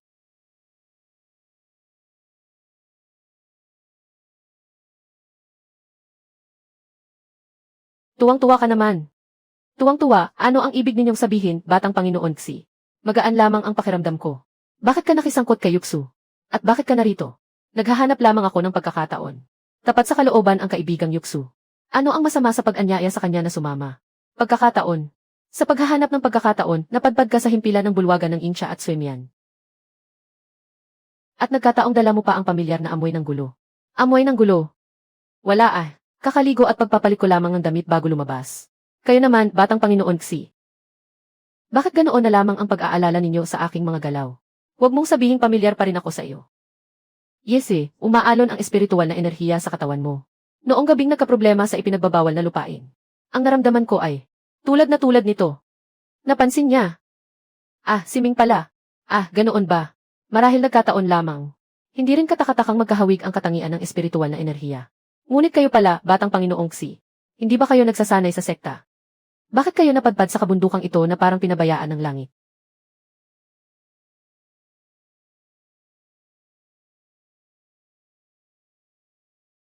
Magandang araw kasamang Daoista. Mabuti na lamang at ligtas kayong nakabalik. Kapatid na Jinghan, muli tayong nagkita. Halina kayo sa loob. Hindi ko po alam kung ano ang maitutulong ko. Wala po akong maituturo sa inyo. Napadaan lamang ako rito. Napansin kong may gumagalaw na bagay na hindi dapat naririto. Tiyak kong napansin din ninyo iyon kasamang Daoista. Totoo, may kaunting kakaiba. Ang dalawang ito parang yelo at tubig. Pero ang ganda nilang tingnan. Kailangan ba ninyong magpahinga muna kasamang Daoista? May espesyal akong tableta para sa pagpapakalma ng espiritu. Hindi na kailangan. Ayos na ayos siya. Tara. Si Yuan. Ah, si Yuan. Panyo pala iyon. Ano ba ang ginagawa mo? Hindi ba ikaw ang Batang Panginoong Xi? Ah, ikaw ba, gusto mo ng panyo? Patay na. Si Yuanjin, bitawan mo ako. Mabali na ang pulsuhan ko. Yun Xi. Hindi ka pa ba nagsasawa sa paglalaro? Sa wakas, dumating ka rin. Kung ganoon, samahan mo siyang maglaro. Yun Xi, Batang Panginoong Xi. Baka napagkamalan ninyo ako. Ako si Baixiao. Tumahimik ka, Baixiao. Isang malayang magsasanay, nasa unang yugto pa lang ng pagtatayo ng pundasyon. Yun Xi, akala mo ba kaya mong gawing tanga ang lahat at lokohin sila? Nataranta siya. Sige, umalis ka na. Hindi ko na kayang ipagpatuloy ang palabas. Nasiyahan ka na ba, si Zenjin? Ipaliwanag mo. Ano ang ipaliliwanag ko? Gaya ng nakita mo. May iniimbestigahan akong ilang bagay. Nagpalit lang ako ng anyo. Bakit ikaw lang ang pwedeng mag-imbestiga? Pero bawal akong umalis sa sekta para magsanay. Umalis sa sekta para magsanay. Nagpadala ka lang ng mensaheng mahal kita sa iyong guro, tapos nawala ka ng 1 buwan. Hindi iyon pagsasanay. Kalokohan iyon. Hoy, hindi mo pwedeng sabihin iyan. Lumabas ako dahil may natuklasan akong mahalagang pahiwatig. Ang abuhing batong iyon mula sa subasta. Nalaman mo iyon habang napapadaan ka. Alam mo ang mga bagay na ito. Kung hindi, ano pa? Akala mo ba kanina, kawawa ako dahil may humahabol sa akin? Baka mas marami ng kaunti ang alam ko. Kaysa sa nakita mo. Alam ba ni Yuksu ang tunay mong pagkatao? Siyempre, hindi. Sa mga mata niya, isa pa rin akong mahusay ngunit kahina-hinalang malayang magsasanay na si Baixiao. Pero pagkatapos ng ginawa mong iyon kanina, ang palabas na sa pilitang inagaw ng batang Panginoon ang isang dalagang walang laban. Kahina-hinala nga siya kung hindi magdududa. Ano ang balak mong gawin? Ano ang ibig mong sabihin? Ano ang gagawin? Ipagpapatuloy ko ang investigasyon. Ang landas ay tiyak na may hantungan. Sa bawal na lugar, hindi pwedeng basta na lang mawala ang demonyong enerhiya. Sobrang delikado. Sa paglinang ng kapangyarihan, saan ba may hindi delikado? Kapag nanatili ka sa sektang uksuan at nagmaayos ng sumapi sa hanay ng mga disipulo, hindi na delikado. Si Yuanjin, isa kang mahalagang kayamanan ng bulwagan ng Tianyu. Natural lang na may magbabantay sa iyo. Iba ako.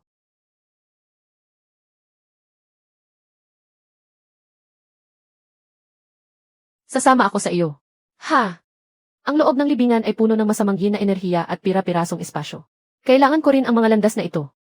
Masyadong mababa ang bisa kung mag-iisa lang akong mag-imbestiga. Sobrang taas ng panganib. At sa pagkakakilanlan mo ngayon bilang isang malayang nilalang. Sa harap ni Yuksuan, halos wala ka ng saysay. Ah! Pero. Walang pero. Sumama ka sa akin o. O ngayon na, papaluin kita hanggang himatayin. Ibabalik kita sa tuktok ng Ziwei at ipapaubaya sa walang awang pagdisiplina ni Xu. Si Yuanjin, ganyan ka pa rin ka-irritable ha, sandali lang. 3 hakbang pakaliwa, putikan. Kung pangit ang paningin mo, maari mo itong ibigay sa mga taong mas kailangan. Pigilin mo ang pag-ugoy ng iyong espiritual na latigo. Gusto mo bang gawing open to all ang formasyon ng demonyong paniki? Maganda ang paningin ninyo, Ginoong Xi. Bakit hindi ninyo napansin ang pugad ng laso na bubuyog sa punong nasa harapan? Mas mabuting huwag munang lagyan ng panganib ang sarili. Kaysa magpapalabas lang ng yabang at talino ang ilang tao. Baka kasi natatakot silang malaman ng iba na may dumarating at aagaw ng kanila. Kaya ayos lang ang reaksyon. Pareho lang tayo. Hindi umurong ang espada.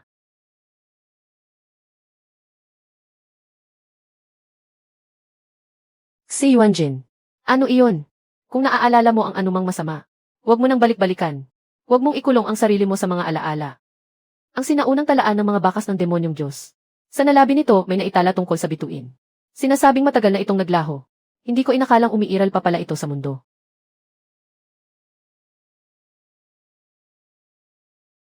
Tara na. Huwag mo nang masyadong isipin. Nandito naman tayong lahat. Mukhang madilim at mabigat ang lugar na ito. Hindi ito pwedeng basta puntahan ngayon. Bumalik muna tayo at hanapin ang kasama ni Yuksuan. Tingnan natin kung anong gamot ang itinatago niya sa kalabasang dala niya. Hoy, si Yuanjin. Yung iyong sandatang panlinang sa bukang liwayway at dapitapon, hindi ba? May iba pa bang gamit bukod sa pamuto ng tao? Halimbawa, pampaganda ng anyo ng isang tao o kaya. Hindi naman pwedeng umuwi ako na dala ang mukhang ito para hanapin si Yuksuan. Ang espada ng bukang liwayway at dapitapon ay sandata ng paglipol. Hindi ito gamit sa pagpapanggap. Ah, kaya pala dapat may kaunting tamang gamit ng bulwagan ng Tianyu sa katawan ni Ginoong Xi. Pwede ba iyang mabilis ang ayos na pangkupas ng itsura? Nabisto ako. Mabigat din naman sa iyo, hindi ba? Napakanipis at pino. Maganda rin naman tingnan. Ano ito? Isang beses lang na pagbabagong anyo gamit ang Jade Talisman. Idinikit sa gitna ng noo. Pinasigla gamit ang espiritual na kapangyarihan. Isipin mo lang kung anong anyo ang gusto mong maging. Ayos ah.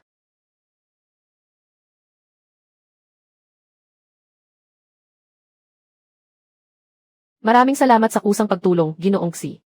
Hindi pa lubos ang pasasalamat ko, Daoist Baik Xiao. Hindi na kailangan, Ginoo. Tandaan mo ang sinabi mo. Daoist Baik Xiao. Nakalabas na kami, pakiusog na lang. Pasensya na sa abala, Daoist Yu. Kanina pa kami napahamak sa mga problema. Nakatakas kami ng swerte. Wala nang mapupuntahan. Kailangan na namang mang-abala ulit. Masyado na kayong magalang, Daoist Baik Xiao. Pasok kayo at magpahinga muna sandali. Mukhang may masamang balak ang kaibigan niyang Diyos. Kaya pala kailangan niyang danasin ang sunod-sunod na unos. Hindi pa rin natin alam kung makakaangat siya ng ligtas. Isa lang itong pagsubok. Pagkaalis ni Fang Kai at ni Ginoong Xi, naharap na naman siya sa biglaang paglusob ng mga nakatago sa templo ng Anino. Bagamat malakas talaga si Ginoong Xi, hayaan mo akong bumuo ng sariling lusot. Matapos siyang iwan doon. Kilala ang mga tao sa templo ng Anino sa tuso at malulupit na paraan. Kapag napansin ka nila, mahirap ka nang makaalis. Siguradong may sarili ng paraan si Ginoong Xi para makatakas. Kung makakabalik ng ligtas ang kaibigan mula sa paglalakbay ng mag-isa, tunay na malaking swerte iyon. Sinabi lang ng kaibigan kanina na umalis muna siya. Hindi ko alam kung saan siya nagpunta. Lumang Soro. Mabuting balita pa rin kung makakabalik ng ligtas ang kaibigan mula sa paglalakbay ng mag-isa. Mukhang hindi na ligtas ang lugar na ito. Balak ko rin sana na umalis ng maaga bukas. Hindi ko alam kung maaari akong sumabay sa kaibigan. Iyon din ang nais ko. Hindi ako nangangahas na humingi ng ganoon. Ang kaligayahan ko na po ang makasama ka. Hindi ko lang alam kung saan tayo pupunta. Saan tayo magtutungo? Sa bukang liwayway ng bukas, aalis tayo agad papunta sa Misty Marsh. Huwag pumunta roon ng kapansin-pansin. Kapag nagtungo tayo roon, para tayong kusang pumapasok sa kanyang bitag sa Misty Marsh. Sa pangalan pa lang, alam mo nang hindi iyan magandang lugar. Misty Marsh. Sinasabing ito ang sentrong lugar ng mga sekta sa bahaging ito. Kung mairerekomenda ako ng kaibigan, makakapunta ako roon. Talagang napakainam at hindi inaasahan. Sa susunod na pagtitipon ng mga malayang kultivador, bigla akong pupunta sa mahalagang lupain ng sekta. Baka hindi ba ako lumabag sa mga alituntunin? Kung ang kaibigan ay bisita ko. Sa damdamin man o sa katwiran, nararapat lang na pumunta tayo sa mas ligtas na lugar upang mamalagi muna. Bukod pa roon. Marahil may bagay din sa loob ng Misty Marsh na magiging interesante sa kaibigan. Halimbawa, ang tunay na pinagmulan ng batong kaluluwa ng emperador. Kaya pala ganoon. Kung gayon, aasa na lamang ako sa iyong pag-aayos. Napakabuti nito. Tara na. Ang mausok na kagubatan ng mapuro na panaginip. Ang ambon ay may bahagyang laso ng ilusyon. Huwag sobra ang langha. At huwag basta-basta hahawak sa mga halamang nakapaligid. Mahigit kalahating araw na akong naghahanap. Kaya pala nagtatago lang siya rito. Nakahalo siya sa mga magugulong na lalabi ng sektang uksuan.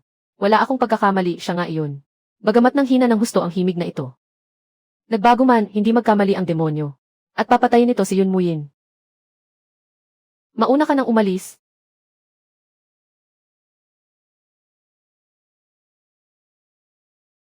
Ethue, gusto mong tumakas. Kapatid ni Yun Muyin. Hihihe, matagal ka nang hinahanap ng aking Panginoon. Ano ang ginagawa mo? Bitawan mo ako, si Yuan Shan. Umalis ka. Hindi mo ba naiintindihan ang sinasabi ng tao, umalis ka? Iyon ang kapatid ko. Siya lang ang tanging kamag-anak na maaasahan ko sa mundong ito. Batang Panginoon ng demonyo.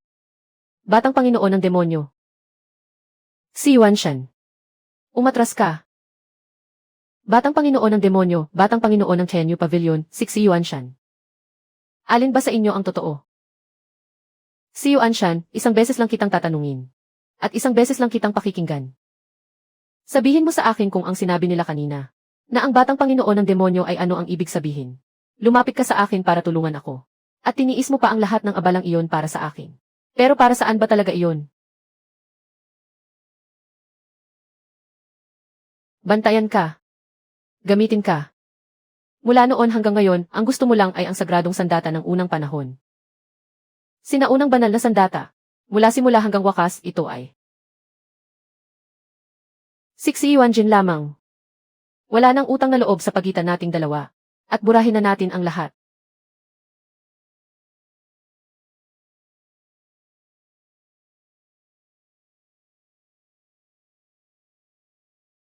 Batang Panginoon ng mga demonyo. Linisin ang lahat ng bakas. Tungkol sa nangyari ngayong araw. Kapag may isang salitang tumagas. Alam ninyo ang magiging kapalit. Hanapin ninyo ang kinaroroonan ni Yun Suksu. At bantayan ang bawat kilos niya. Huwag kayong magpakita kung hindi kinakailangan. Tiyaking makababalik siyang buhay sa sektang uksuan. Opo.